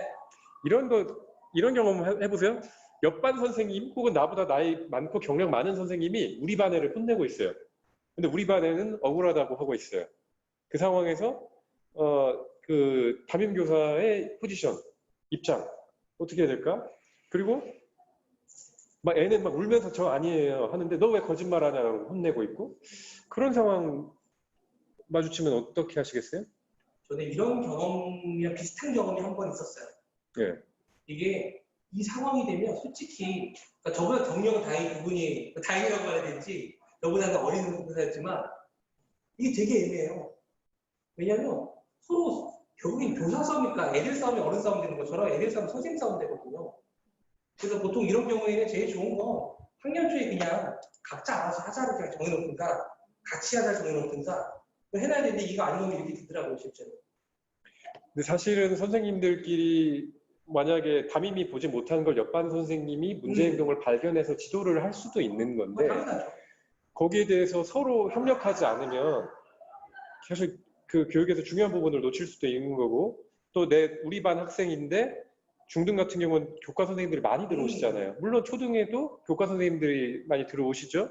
그 선생님들이 지도하는 방식하고 내 방식이 충돌할 때가 있습니다. 근데 현실적으로는 중요한 건 그 선생님과 내가 평소에 좋은 관계를 잘 유지하고 있으면은 내가 자초지종을 듣고 선생님 알려주셔서 감사합니다. 그리고 제가 지도하겠습니다 하고 받아오면 되는데 그게 어려운 경우에 그 선생님하고도 내가 사이가 안 좋아. 그러니까 마치 그 선생님은 나에 대한 악감정을 애한테 푸는 것 같은 느낌까지 들어. 그리고 그 선생님은 예를 들면 선배 교사하고 부장이고 평소에도 나랑 관계가 안 좋았다 하면은 그 상처는 애가 다 받게 되는 거거든요. 근데 사실 이런 일도 뭐 종종 있으실 것 같고요. 제가 초등학교 때 사실 이런 일을 겪은 적이 있어서 여기에 대해서 좀 민감해요. 이런 걸 보면은. 그 당시 상황이 사실 제가 이걸 각색을 했지만은 저랑 비슷한 옷을 입고 있던 애가 발광하고 돌아다녔는데 저는 그냥 그 옷을 입고 있다는 것 이유로 불려나가서 혼을 난 거예요. 비슷한 옷을 입고 있었으니까 그 선생님은 너잖아, 거짓말하잖아. 그래서 결과적으로 제가 학생들한테 항상 처음 하는 그 약속이 너희들이 하는 말은 내가 무조건 믿어준다. 근데 거짓말이면은 그 다음부터 내가 쉴드를 못 쳐준다. 그러니까 우리 사이는 정직하게 지내자라는 걸 학생들하고 약속을 해서 거짓말을 그래도 하는 친구들이 생깁니다. 무조건. 거짓말은 지능 발달 단계에서 무조건 생겨요. 그렇지만 거짓말을 했을 때 그걸 어떻게 잘못을 인정하고 뉘우치고 가느냐. 그리고 여기에 대해서도 선생님이 그냥 뭐 묵인만 하고 지나가느냐. 뭘 어떻게 접근해야 될지 굉장히 당황스러우셨을 거예요. 그때 아이를 불러서 조용하게 안정된 분위기에서 어떤 일이 있었니? 왜 그런 일이 있었니? 하면서 아이 나름대로 억울한 걸 얘기하면 그래 선생님은 그걸 알겠다. 근데 살다 보면 억울한 일을 겪을 수도 있고 근데 선생님은 너를 믿을 테니까 거기에 대해서는 앞으로 잘 이겨냈으면 좋겠다. 저는 이런 식으로 가고 있거든요. 다른 선생님들은 어떻게 하실까? 궁금합니다. 그런 경우 경험하실 수 있어요. 억울한 건 친구들이 항상 억울해 하잖아요. 모든 게 억울한데. 네. 늘 하는 얘기들이 아니 저는 아무것도 안 했는데 시작하는 아니 제가요 이걸 시작하는 게 많이 하고 저는 안 했는데요 이걸 시작하는 게 되게 많이 하잖아요. 근데 학생들한테 그래요. 내가 살면서 지금까지 억울했던 일이 찾아봤니? 그렇진 않대요. 모두 억울했고요. 모두 억울했고요. 얘기를 해요. 선생님도 살면서 느끼는 거지만 억울한 일을 아무도 못 숨겨. 근데 다만 억울하다고 그렇게 그냥 가져가고 그럴 게 아니라 그 억울한 상황을 어떻게 풀어가느냐를 배워가는 게 더 중요하지 않을까? 하는 생각을 많이 해주거든요. 그래서 지금 이것들이 지금 당장은 되게 억울하고 화가 나는 상황이지만 이거를 어떻게 이제 갈등 해결 상황, 문제 해결 상황으로 학생들한테 미션 제시처럼 되는 거죠. 그러면은 학생들이 중독이야 이 상황을 어떻게 해야 될까요? 라고 스스로 생각을 하게 되고 지금 이 상황에서 어떻게 하는 것이 책임있는 행동이 될까요? 라는 생각도 하게 되더라고요. 그런 것들 연습시켜보는 것도 좋다는 생각이 들어요. 억울한 상황 처음이 되게 있거든요. 어릴 때만이 아니라. 지금 억울한 상황을 어떻게 헤쳐나갈 수 있는지에 대해서 생각하게 해본다. 이런 말씀이신지 역시 청출어람입니다. 제가 한 말씀보다 한창 업그레이드 되셔가지고 그러니까 모든 문제 상황은 학교에서의 상황들은 그냥 새로운 교육의 기회일 뿐이다. 라는 말씀 드리고 싶고요. 그러니까 이 상황이 사실 교사로서 굉장히 자괴감 느낄 수도 있거든요. 내가 우리 아이를 보호하지 못하고 선배 교사나 부장 교사로 인해서 나 자신이 굉장히 위축되고 마치 우리 아이가 혼났는데 내가 혼난 것 같이 느낄 수도 있고 마치 그 선생님은 사실 저에 대해서 명시적으로 나를 공격하기 위해서 애를 공격한 건 아닐 가능성이 크거든요. 근데 마치 귀인이 내가 잘못해서 애가 혼난 것 같고 그럴 수 있는데 역시 그것도 그냥 교육의 기회로 어떻게 잘 끌어가느냐. 사고도 얼마든지 날 수 있는 거거든요. 그걸 모두 다 막을 수는 없지만 사고가 발생했을 때 어떻게 수습을 할 수 있느냐. 좋은 말씀 같습니다. 예. 한번 네네. 원인을 찾는 것보다 문제 해결 방법 차이 나타납니다. 네. 원인을 찾는 순간 정말 이거는 경찰 와야 돼요. 그러니까 사실 불교에서도 그런 비유가 있지 않습니까? 독화살을 맞았으면 누가 쐈어, 왜 쐈어를 찾는 것보다 이걸 독을 해독하려면 어떻게 해야 되지를 빨리 찾는 것이 더 중요하다. 그래야지 살잖아요. 네. 이것들이 중요하지 않아요. 근데 많은 선생님들은 독화살을 맞으면 내가 왜 맞았을까? 내가 뭘 잘못했지? 그러니까. 뭐, 네. 우울증에 걸리는 루트가 예. 그럴 수 있어요. 충분히 그럴 수 있어요. 그래서 이 상황에 대해서 자꾸 주저주저 왜 나한테 이런 일이 이게 왜 내가 머리 생각하는 건 더 답이 안 나오는 일이기 때문에 그렇구나 그럼 이 상황이 어떻게 해야 될까 생각을 해가는 것이 교사한테 발전되는 부분이고 학생들한테도 마찬가지고 학교라는 공간이 배우는 공간이라는 것에 충실하자면 지식만 배우는 것이 아니라 생활에서의 그런 문제 해결 방식 또한 생활에서 문제 해결 방식 또한 익혀 나가는 것이 학교라는 생각이 들어요. 그래서 크게 중독한 얘기지만 서울 당연히 중독화가 사람이 되게 많이 들고 불편한 사람이 많이 들 텐데 그렇다고 해서 물론 그거를 지금 여러분의 주변들도 그렇고 선생님들도 그렇고 많은 사람들이 겪어보려고 하고 있지만 완벽한 사회를 가는 건 굉장히 어려운 일이야. 다만 뭐가 옳고 그른지에 대해서는 알아야 되고 그리고 또 어떻게 생각할지를 알아가는 것이 여러분이 필요한 생각을 해요. 얘기를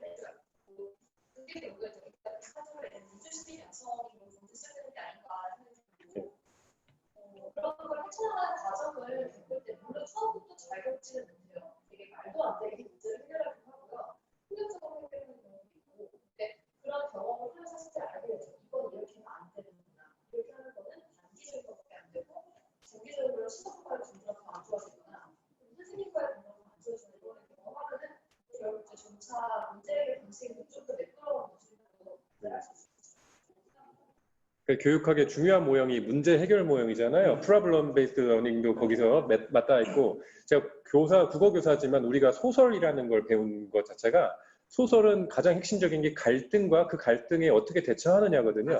그 인생은 끊임없는 갈등과 그 해결의 과정이다. 그리고 그것이 교과서 안에서뿐만 아니라 학교의 모든 생활 속에서 이것이 배움의 기회라는 마음가짐으로 임하시면은 그 굳이 뭐 나에게 자책하면서 하지는 않으셔도 될 것 같습니다. 맞아요. 네네. 다 볼게요. 네? 저는 예를 들면 그냥 바로 시골 선생님 예를 들면 비가 오는 날 선생님은 큰 우산을 들고 걷고 있는데 옆에 학생들이 비를 맞으면서 횡단보도 앞에서 애처롭게 서 있다. 어떻게 하실 건가요? 남자에게 휘어주고요. 예. 여자에게 주고 제가 맞아요. 와, 이런. 그러게요. 남자인 가능하다고 보고 네. 여자인 섭사가는 위험하니까 네. 주고 맞는 게 나아요. 예. 요즘 동성도 말 많은데. 그러면 그냥 제가 맞을게요. 아니, 말 바꿀게요. 테레비전화 그냥 우산 주고 맞는다. 아, 그냥 주고 만다. 네. 자, 솔직한 말씀으로 저는 그냥 모른 척하고 빨리 못 본 척하고 지나간다. 나쁜 교사예요. 나쁜 교사야. 왜- 이번에 그러셨나요? 왜냐면 나는 소중하니까. 다른 소중해. 난 져주면 안 되니까. 이거 또 집에 가면 빨래해야 되는데. 또 그래, 우산을 잘 준비해야 된다는 교훈을 학생들한테 알려주고, 일기예보를 자주 봐야 된다. 이걸 가르치는 기회로 삼고. 교육도 다시 나오는 교육의 네. 기회. 근데 이제 저는 미숙했어요.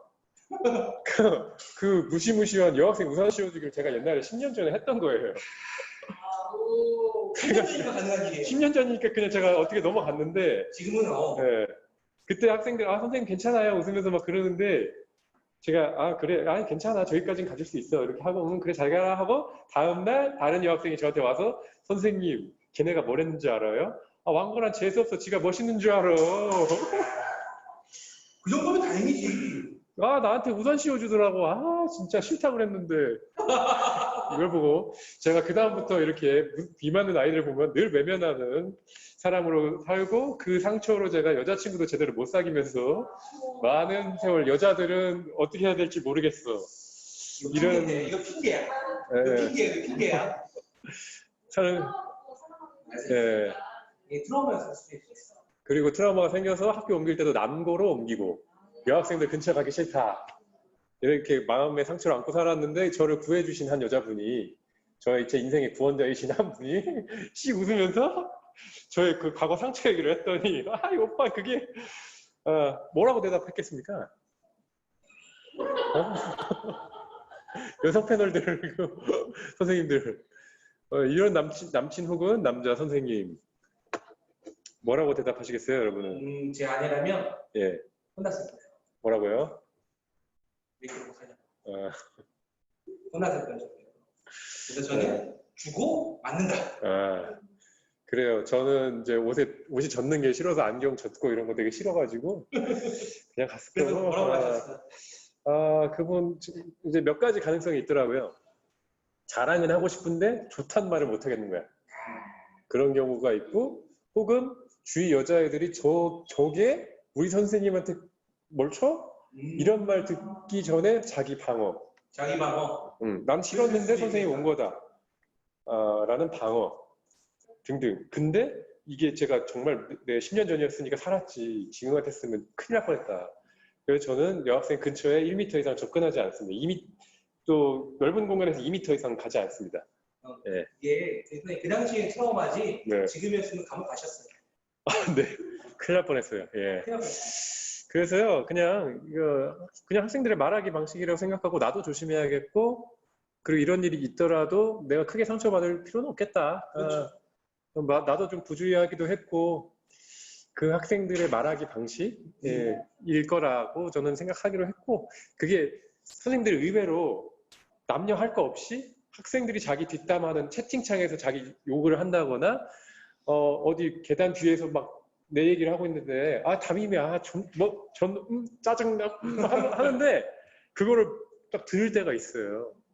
그리고 아이들 반톡에 그 아이들 반톡 만들 때 제가 있는 반톡과 없는 반톡이 있는데, 내가 없는 반톡인 줄 알고 올렸다가 다른 애들이 야 담임쌤 여기 있어.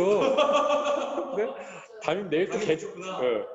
담임 또 개지랄 하겠지 이렇게 올리는데 제가 그걸 발견하고 개지랄 안 할 테니까 걱정 마 이렇게 올리고 성인자야. 제가 마음이 편안한 상황에서는 그게 돼요. 맞아. 근데 제가 마음이 쫄린 상황에서는 그냥 단톡방을 나가고 뭐 그럴 수도 있고. 근데 이제 보면은 이게 어찌 보면 이게 명예훼손죄, 모욕죄, 상대가 있든 없든 여러 사람 앞에서 하게 되면은 그렇게 하는데 학생을 명예훼손이나 모욕으로 고소하기는 참 어려운 노릇이거든요. 그래서 그냥 저도 거기서는 사람의 그렇죠. 근데 이제 선생님들끼리 학생 얘기 뒤에서 했다가는 고소를 당하실 수가 있죠.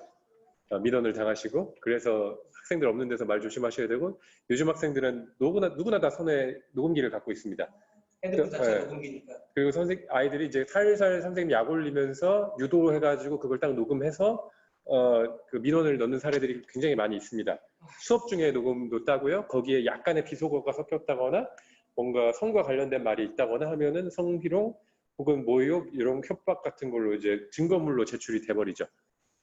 서로 말 조심해야 되고, 그래서 학생들한테는 나도 말 조심할 테니까 너도 말 조심하자.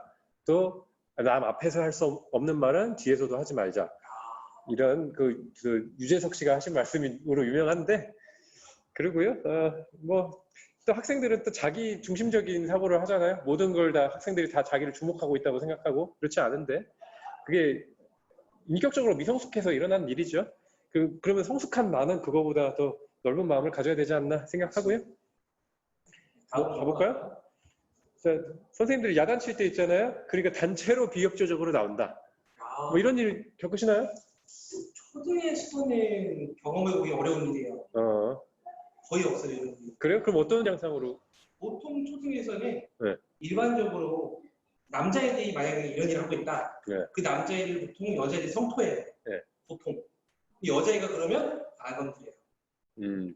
자신 있는 혈이 나줘요. 예. 괜히 잘못 건드려서 여자애들 턱 찌는 순간 남자 교사는 도망갈 곳이 없어요. 네. 물론 여기서 우리가 굉장히 조심한 게 남자애는 이렇고 여자애는 이렇다 하면은 또 무슨 성적인 맞아요. 편견과 요즘 제일 무서운 게 그거지 않습니까? 저 그렇게 해서 단톡방에서 그런 내용으로 상담하다가 사람들한테 욕먹고 뭐 폭파되고 뭐 이런 일들이 좀 있는데 그 경향성이 있다는 건 사실이고 물론 있어요. 거기에 대해서 이걸 우리가 좋다 나쁘다가 아니라 거기에 대해서 우리가 어떻게 대처해야 되는지의 지혜를 모으는 차원에서 저희가 말씀을 나누는 거고요. 또 그런 특성이 꼭 남녀가 아니라 그냥 남학생들 사이에서도 그런 특성 가진 친구들 있고 저런 특성 가진 친구들도 있고 그게 이제 남녀로 하면 그것과 연결돼서 좀 더 붉어 보일 수는 있고요. 그래서 중등에 이런 일이 종종 이런 일이 뭐 종종 있는데 뭐 일단은 초등생들이 많이 듣고 계시니까 뭐 그냥 쉽게 넘어가도 될 것 같고요. 네. 네. 마법은 쉽지 않겠는데. 이거는 초등에 많이 일어나죠. 아까도 잠시 특히 저학년에서 오히려 일어날 수 있어요. 예. 고학년 애들은 잘 안 해요, 오히려. 저는 이제 해결 방법을 일단 말씀드리자면 선생님들은 보통 이런 때 내가 잘못해서 일어난 일이라고 자책하거든요. 근데 절차 알려드리자면요. 우리 교원지부 이거 어디 화면에서 한번 보여드려야겠다. 그거를 공유 중지. 아예 됐습니다. 그냥 공유 중지? 가능합니다. 요거 매뉴얼 제가 따로 올려드릴게요. 교육활동 침해 예방 교육 자료와 매뉴얼 이것도 제가 동영상 자료 올려드린 게 있는데 제가 추가 자료 만들고 있고요. 절차를 만들자면요. 애가 깨물거나 때리거나 했다 하시면요. 최대한 선생님은 경황이 없으실 거예요. 주변에 그런 일 겪고 있는 분이 계시면 일단 분리시키시고요. 선생님도 일단은 분리돼서 나오세요. 그 상황에서 빠지셔야 돼요. 이게 좀 더 심각한 상황으로 중등 이상에서 발생하는 일은요. 학생이 조직적으로 선생님을 주의를 분산시킨 다음에 뒤에서 추행을 한다거나 불법 촬영을 한다거나 그걸 선생님이 느끼시는 거 너무나 당황하셔가지고 반사적으로 애 따귀를 때렸다가 그걸로 이제 우리 애는 징계받지만 선생님은 학교 그만두셔야 될걸요? 이렇게 된 사례들이 뭐 신문에도 나온 적이 있는데 이런 폭행 상황에서는 일단 분리하시고 그거에 대해서 믿을 만한 선생님께 도움을 청하시면 좋습니다. 그게 그래서 평소에 믿을 만한 선생님이 학교에 한 분이라도 두 분이라도 계셔야 되는데 저도 다른 선생님들께 그런 역할을 해드리고는 싶은데 젊은 선생님들한테 말 거는 것조차도 좀 사실 쉽지 않은 일이고, 그 학교에는 그 생활지도부 있고, 부장님 계시죠? 그 모든 일을 감당하고 계신 생활부장님. 예, 그리고 혹은 학교에 고충상담원으로 지정되어 있는 분들이 있어요. 체육 선생님이라든가 이제 보건 선생님이나 혹은 상담 선생님도, 위클래스의 상담 선생님도 일단은 학교 학생들 상담이 주로지만 그래도 상담 전문 기술이 있는 분들이기 때문에 그분들이 좀 진정을 해주실 거고, 자책만 하지 마시고, 그때는 선생님이 견딜 수 없는 상황이에요. 큰 절차 없이 5일의 특별 휴가를 받으실 수 있어요. 근데 거기에 대해서는 선생님이 육하원칙에 따라서 내용을 정리하시고요. 이때 조심하셔야 되는 게 선생님의 잘못으로 인해서 오히려 선생님이 공격을 당하지 않을까 조심하시는데, 이런 상황이요. 상당히 많은 경우가 선생님이 난리 부리는 애를 어떤 물리력으로 잡아서 안 치려고 했다거나, 그 상황에서 애가 막 뿌리치는데 선생님의 손톱에 애가 팔이 살짝 긁힌다거나, 그런 거 하면은 이제 쌍방폭행으로 상해로 끌고 가려고 할 수 있거든요. 근데 교원지휘법은 기본적으로는 교원을 보호하기 위한 법이에요. 근데 사실 공격이 최선의 방어라는 말도 있는 것처럼 도저히 안 되겠고 그런 일이 많이 일어나면은 선생님들끼리 정보 공유를 하셔서 그 학생이 선생님들께 계속 언행이라든지 평소에 어려움이 있으시면 거기에 대해서 마음에 좀 대비를 하셔야 되는데, 그것도 자칫 잘못하면은 애를 왕따를 시키려고 했다든지 혹은 선생님들이 애를 조직적으로 정해놓고서 유도를 했다든지 뭐 이런 식으로 민원을 거시는데, 거기에 대해서 명백한 증거만 없으시면 돼요. 녹음 자료라든지 촬영이라든지 이런 게 없으시면 그걸 증명하기 쉽지 않아요. 혹은 그 선생님들이 이제 다른 친구들하고 평소에 관계가 좋으셔야 되고요. 그 학생이 선생님을 방해하는 것뿐만 아니라 다른 친구들의 수업도 방해하고 있는 상황에서 그렇게 개입을 하신 거잖아요. 그거를 아이들도 명확하게 인식을 시켜 놓으시면 좋습니다. 그게 항상 태도가 너 때문에 애들이 수업 방해받잖아가 아니라, 자, 항상 부드럽게 PDC 방식으로 부드럽게 선생님은 너도 수업에 잘 참여했으면 좋겠는데 이런 행동 때문에 이런 어려움이 있구나, 이런 식의 그 말을 하실 때도 저는 사실 다 녹음을 해놓습니다. 제가 아이를 평소에 어떻게 지도했는지를 다 녹음을 해놔요. 수업 중이에요? 네. 왜냐면 그게 불법이 아니에요. 제가 만약에 그거를 아이의 허락 없이 퍼뜨리면 음성권 침해 혹은 명예훼손 같은 걸로 걸려들 수가 있지만, 그게 뭐 물론 이걸 보시면은 뭐 법조계에 계신 분들이 보시기에는 야, 무슨 초등학교에서 무슨 애들 녹음까지 하나, 그리고 우리나라처럼 형사법에서 녹음 많이 하는 나라가 별로 없다고 합니다. 제가 뭐 법대 교수님들이나 이런 분들도 만나보고 자문 서로 주고받고 하는데 어쩔 수 없어요. 근데 지금 현실에서는 왜냐면 사실 자체를 부인해버리고 그걸 흐지부지 되는 경우가 많으니까. 그래서 평소에 잘 지도하려고 했었다는 거 기록 남기시고, 그 상황에 대해서 육하원칙으로 기록하시고, 목격자들 있으면은 진술을 빨리 받으시는 게 좋아요. 그리고 제일 중요한 거는 그 교권보호위원회라는 게 선생님 신상에 해를 끼치기 위한 게 절대 아니에요. 그 학교에서 그 절차를 잘 모르시기 때문에 진행이 잘 안 되는 경우들이 있는데, 교육청에 그리고 교육부 뭐 교육개발원 이런데 교원 치유 지원센터가 있어요. 한번 쳐드릴게요. 교원 치유 지원센터 이런 데 연락하시면요, 자기 신상에 불리하지 않을까라는 것을 굉장히 선생님들이 두려워하시면서 속으로 끙끙 앓고요. 전화해봤더니 큰 도움을 못 받았다라고 포기하시는 분들이 많은데요. 포기하시지 마시고요. 그러면 교원단체에 교권 담당하시는 부서가 다 있거든요. 모든 단체 다 있어요. 교권팀들이. 거기에다가 자료 축적하시고요. 그럴 때 자칫하다가는 학생에 대한 명예훼손 모욕이 될 수도 있기 때문에 여기저기 퍼뜨리시면 안 되고, 그 관련 업무 담당자들한테 일단 도움을 청하시면요. 저희의 도움이 부족하다 싶으시면요, 이런 부분이 아쉬워요 하면 거기에 대해서 저희가 더 도움을 드립니다. 지금 저희 실천교육교사 모임에서도 법무팀이 있고요. 저희가 끝까지 도와드리고 싶은데 선생님들이 대개는 하다가 지쳐서 포기하시는 경우들이 많아요. 저희는 끝까지 도와드리고 싶으니까, 저희 말고도 저도 여러 가지 단체에 소속돼 있는데 다른 단체들도 마찬가지니까요. 도움을 끝까지 받으시고 혼자 포기하시고 움츠러들지 마시고, 그러면 기본적으로 5일간 긴급하게 쉬실 수 있고, 그 보강을 누구 구하느냐, 그거는 교육청에서 인력풀을 구축해야 되는 거예요. 거기에 대한 시스템은 계속 만들어지고 있습니다. 당장 내가 수업을 빠지면 다른 선생님들께 피해가 되는 게 아닐까? 선생님 입장 바꿔놓고 보세요. 옆에 선생님이 그런 일을 당하실 때 어쩔 수 없이 보강에 들어가야 되는데 선생님은 불평불만 하시면서 안 들어가실 건가요? 저 같으면은 들어갈 거거든요. 선생님들이 십시일반하면서 그 선생님이 가장 앞에서 당하신 거지. 다른 선생님이 왜 애들 제대로 관리도 못해서 저런 일 생겼나라고 하지 않으실 거예요. 이런 일들은 대부분 선생님이 열정적으로 열심히 지도하다가 생기세요.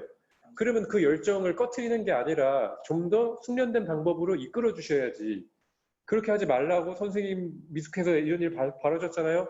이런 일로 선생님이 트라우마를 겪게 되시면은 그야말로 징계만 안 당하게 정년 채우려고 하는 교사가 돼버릴 수가 있습니다.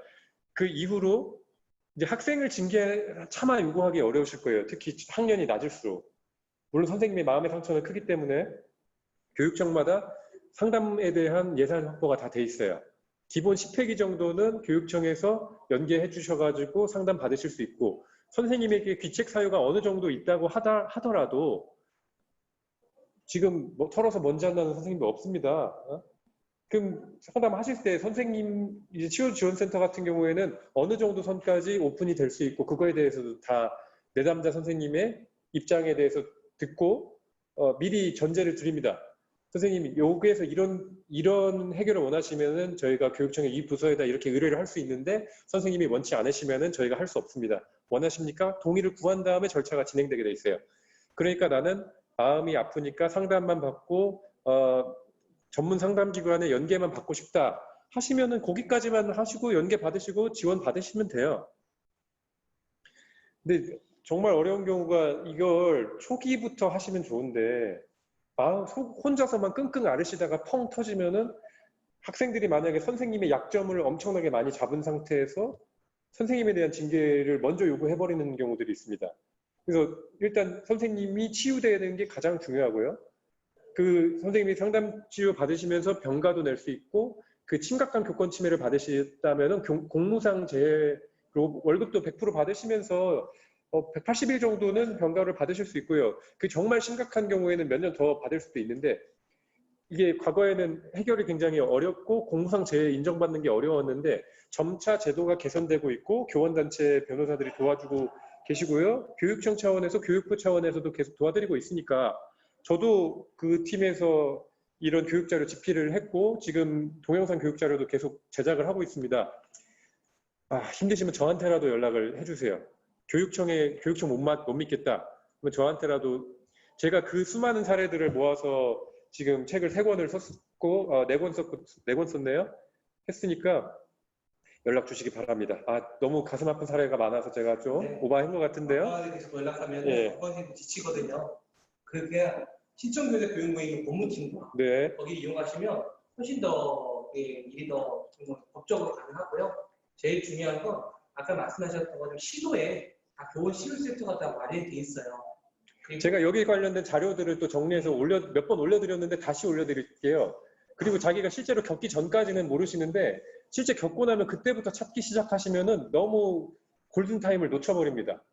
저도 예전에 나승기 선생님하고 같이 EBS 출연했을 때 그때 나승기 선생님도 과거에 이렇게 잘하시는 분이 학부모로부터 부당한 침해를 받으셨다는 거 보고 참 그런 거 겪는 사람들이 이런 데 나오는구나 결국. 이러고 다니는 사람들은 다 과거를 보면은 다 당하셨었구나 라는 생각이 들고요. 그걸 이겨냈으니까 저희는 이렇게 나와 있는 거니까 여러분들도 이겨내서 저희가 좀 연수를 적게 해도 되는 시대가 빨리 왔으면 좋겠습니다. 저희가 소스는 다 드릴 테니까 이제 여러분들이 연수를 하십시오. 네, 저희는 아깝지 않습니다. 네.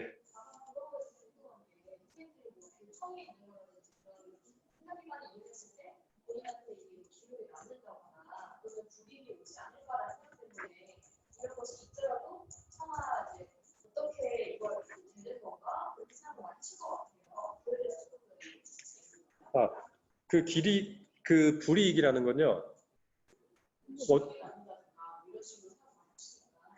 기본적인 상담 윤리가 있잖아요. 여기 상담사들도 그 상담 윤리에 적용을 받아요. 예를 들면은 자살을 하려고 가기 직전이다. 혹은 이 선생님이 범죄 모의를 하고 있다. 우리가 상담 원칙 파기의 원칙 있잖아요. 그 파기의 원칙에 들지 않는 한 이거를 오픈할 수 없게 돼 있어요. 절대 오픈할 수 없게 돼 있어요. 근데 만약에 오픈이 됐다, 그럼 그분이 그 상담사분이 징계를 받으시는 거예요. 혹은 상담협회로부터의 어떤 제재가 있을 겁니다. 제가 그런 불안에 대해서도 그 상담사분들하고 말씀드렸고요. 물론 내 입 밖에 나간 것들은 어떻게든 퍼질 가능성이 없지는 않지만 그렇다면은 혼자 속으로 끙끙 앓기만 하실 거냐? 아니거든요. 믿을 만한 기관 어디라도 도움을 청하시고요. 그리고 뭔가 오픈이 되는 부분이 있다면은 거기에 대해서는 미리 사전 안내를 그 자리에서 드립니다. 그 안내 받으신 거에서 도저히 안 되겠다 싶으면 그때 끊으시면 돼요. 그리고 자기가 내 신료는 말하고 싶지 않고 여기에 대해서만 궁금하다 하면은 거기에 대해서만 말씀을 나누게 돼 있어요.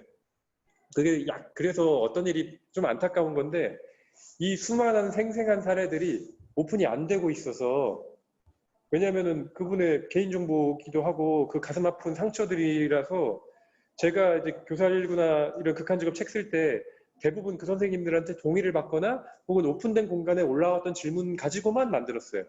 그래서 제가 예를 들면 선생님이 불법 촬영 피해를 당하시고 그 촬영 결과물이 막 전국까지 요즘은 불법 사이트에서 동영상 유포되는 거 한순간이거든요. 한 명이 공개하면 1000명한테 가고 그 1000명이 또 1000명한테 보내버리고 이런 일들이 일어나고 있는데 그 선생님이 내가 이런 일이 더 일어나지 않게 하기 위해서 나의 사례를 신원은 물론 제가 익명 처리를 하고 근데 그런 분들이 제가 상담한 분들만 여러 분 계세요. 그분들 이런 일이 더 발생하지 않아야 되니까 요 정도 선까지는 좀 사례로 써달라라고 하셔서 제가 썼던 거거든요. 그때 그 내용까지 토시 하나 안 틀리게 다 보여드렸었고 그래서 이게 개선되기 위해서는 어느 정도 선까지는 오픈이 돼야 되는데 그거는 반드시 본인의 허락을 받고 해야 되고요. 그럼에도 불구하고 그게 침해가 됐다 하면은 거기에 대해서 선생님은 법적인 권리를 주장하실 수도 있어요. 그럼 그 상대가 징계를 받을 수 있기 때문에 함부로 하지 않으실 거예요. 그거 믿고 속으로만 앓지 마시고 혹은 정말 못 믿겠으면은 저희라도 혹은 믿을 만한 다른 선생님들이라도 연락해서 도움을 받으세요. 혼자만 앓다 보시면은 나중에 정말 돌이킬 수 없는 상황까지 가시는 분들도 있으시니까 좀 이런 아픔이 없으셨으면 좋겠습니다. 그리고 그 추가로 하게 되면 이미 알고 계시지만 정신과 상담도 없이 기록이 남지 않습니다. 옛날에는 되게 오해 많이 했거든요. 그거 잘못 퍼뜨리면 형사처벌이에요. 그래서 절대로 남지 않아요. 근데 우리나라는 아직까지 제가 어쩌다가 아이가 너무 문제가 심각해가지고 그 얘기 잘못했다가 갈 뻔했어요. 아이를 정신병자 만드느냐. 거기서 그냥 끝났어요, 게임. 아직까지도 우리나라는 정신과에 대해서 너무나 부정적인 관점이 강해요. 근데 서양은 우리랑 정반대거든요. 그래서 어떻게 보면 이것에 대해서 조금 더 편하게 말할 수 있는 사회적 분위기가 좀 필요하다고 생각을 해요. 네. 그래서 아마 제가 늘 얘기하는 게 우리나라는 여전히 시스템이 일제강점기에 많은 부분 머물러 있고 그거를 헤쳐나가기 위해서 가장 중요한 방법은 교사들끼리 소통하고 힘을 모아야 된다.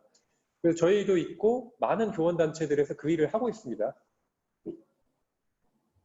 그렇고요. 네, 이제 좀 시간이 좀 많이 가고 있어서 빨리빨리 가볼게요. 이걸 뭘 하지? 너무 많은데 저희 또 하죠, 뭐. 또 다음에 저희가 여기서 궁금하신 거 있으면 제가 더 하고 이제 슬슬 정리는 해야 되는데. 아번이 재밌어요. 아번? 일개미. 이름은 저 쉴새 없이 일하고요. 온갖 다 맡고 있습니다. 공감하시나요? 저는 공감해요. 부장 몇 개 달고 계세요, 지금? 작년에 4개 들고 있었어요. 네. 작년에 방과후 과학정보 문예시 부장에 영재들고 있었어요. 청소년단체 대장까지. 저희가 무슨 복무 연수할 때 한 달에 초과 근무는 57시간이다. 한 번도 못 알았어요. 저는 아이고 참 그거 안 달고 57시간 하셨군요. 이상하셨군요. 집에 가서 일했어요. 저도 57시간 그냥 신규 때 막 채우면서 살고 결과적으로 저는 이제 생활지도 부적절로 조사를 받고 뭐 그런 학교에 수십 건의 도난 사건과 수십 명의 흡연 아이들을 계도하고 학교를 클린 공간으로 만들고 결과적으로 저는 이제 감사받고 뭐 이런 식으로 되는 현실인데 이게 제일 중요한 건요. 뭐 사실 오늘의 결론인데 교사들이 각각의 지금 소모품처럼 돼버리잖아요. 맞아요. 이걸 해결하려면 계속 소통하시고 일단은 노하우를 공유하시면서 일을 좀 효율적으로 하시는 게 첫 번째고 그것만으로는 안 된다. 우리가 하지 말아야 되는데 우리가 하고 있는 일들에 대해서 없애거나 전문 인력으로 충원해서 이제 분업화 전문화를 더 해야지 교사가 전문직이 되는 거죠. 근데 그 일을 누가 하고 있느냐? 교원단체들이 하고 있는 거죠. 우리 열심히 하고 있는.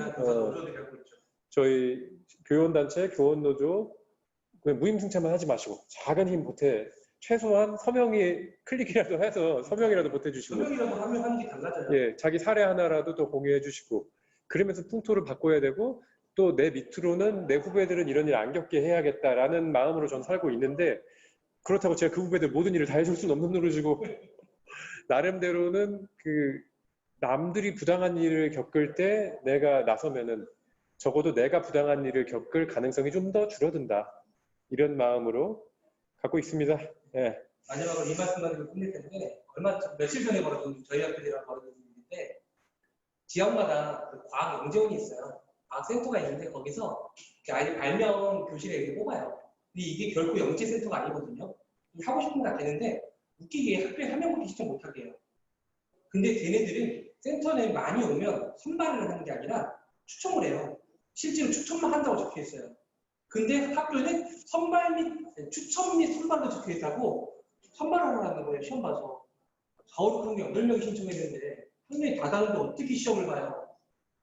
과학 담당 선생님이 그걸 듣고 올라온 거예요. 제가 딱 듣자마자 이거 아닌데? 하고 그 종이 그대로 들고 내려갔어요. 이건 추첨이다. 그랬더니 또 아니래요. 그래서 한 5분인가 7분인가 그 정도를 계속 얘기했어요. 그래서 결국 제 의견을 관철시키고 과학 담당 선생님께 넘기고 왔어요.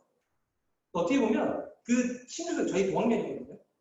그러니까 이렇게 나이 차이 별로 안 나지만 선배 교사들이 어느 정도의 도움을 줘야 돼요. 왜냐하면 신규라서 말을 못해요.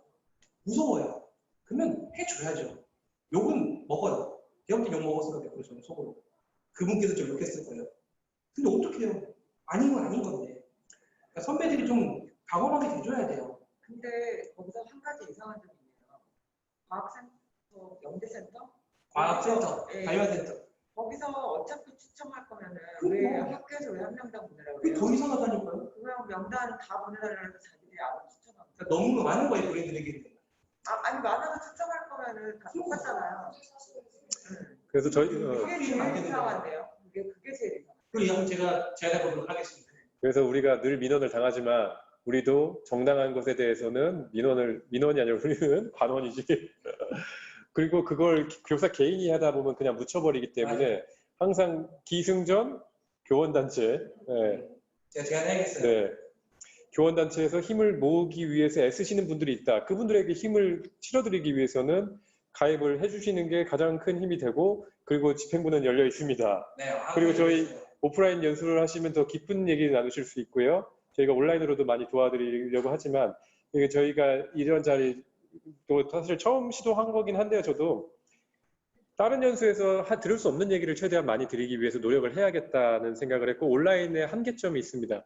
그래서 좀 저희가 수위를 넘나부드는 얘기를 많이 했는데 일단 이거는 그 회원 전용 밴드와 카톡방에서 공유를 하고 있고요. 회원 전용으로 일단 저희가 검토를 해본 다음에 더 오픈을 하도록 준비를 해보고 있고 오늘 좀 많이 아쉽지만은 그 이후에도 준비된 건 많이 있고 더 원하시는 이런 쪽으로 했으면 좋겠다 하시는 거 달아주시고 저희는 사실 1대1 상담을 하고 나서 그 사례가 그 1대1로 없어져 버리는 게 너무 아쉬워요. 그래서 좋은 사례나 다른 분들이 미리 알아야 될 만한 사례라면은 누구나 다 겪을 수 있고 겪고 있는 문제이기 때문에 저희가 성심껏 그분을 도와드리고 어느 정도 그분에게 해가 되지 않는 선에서 잘 정리해서 좀 공유를 할 수 있는 시스템으로 만들어 가야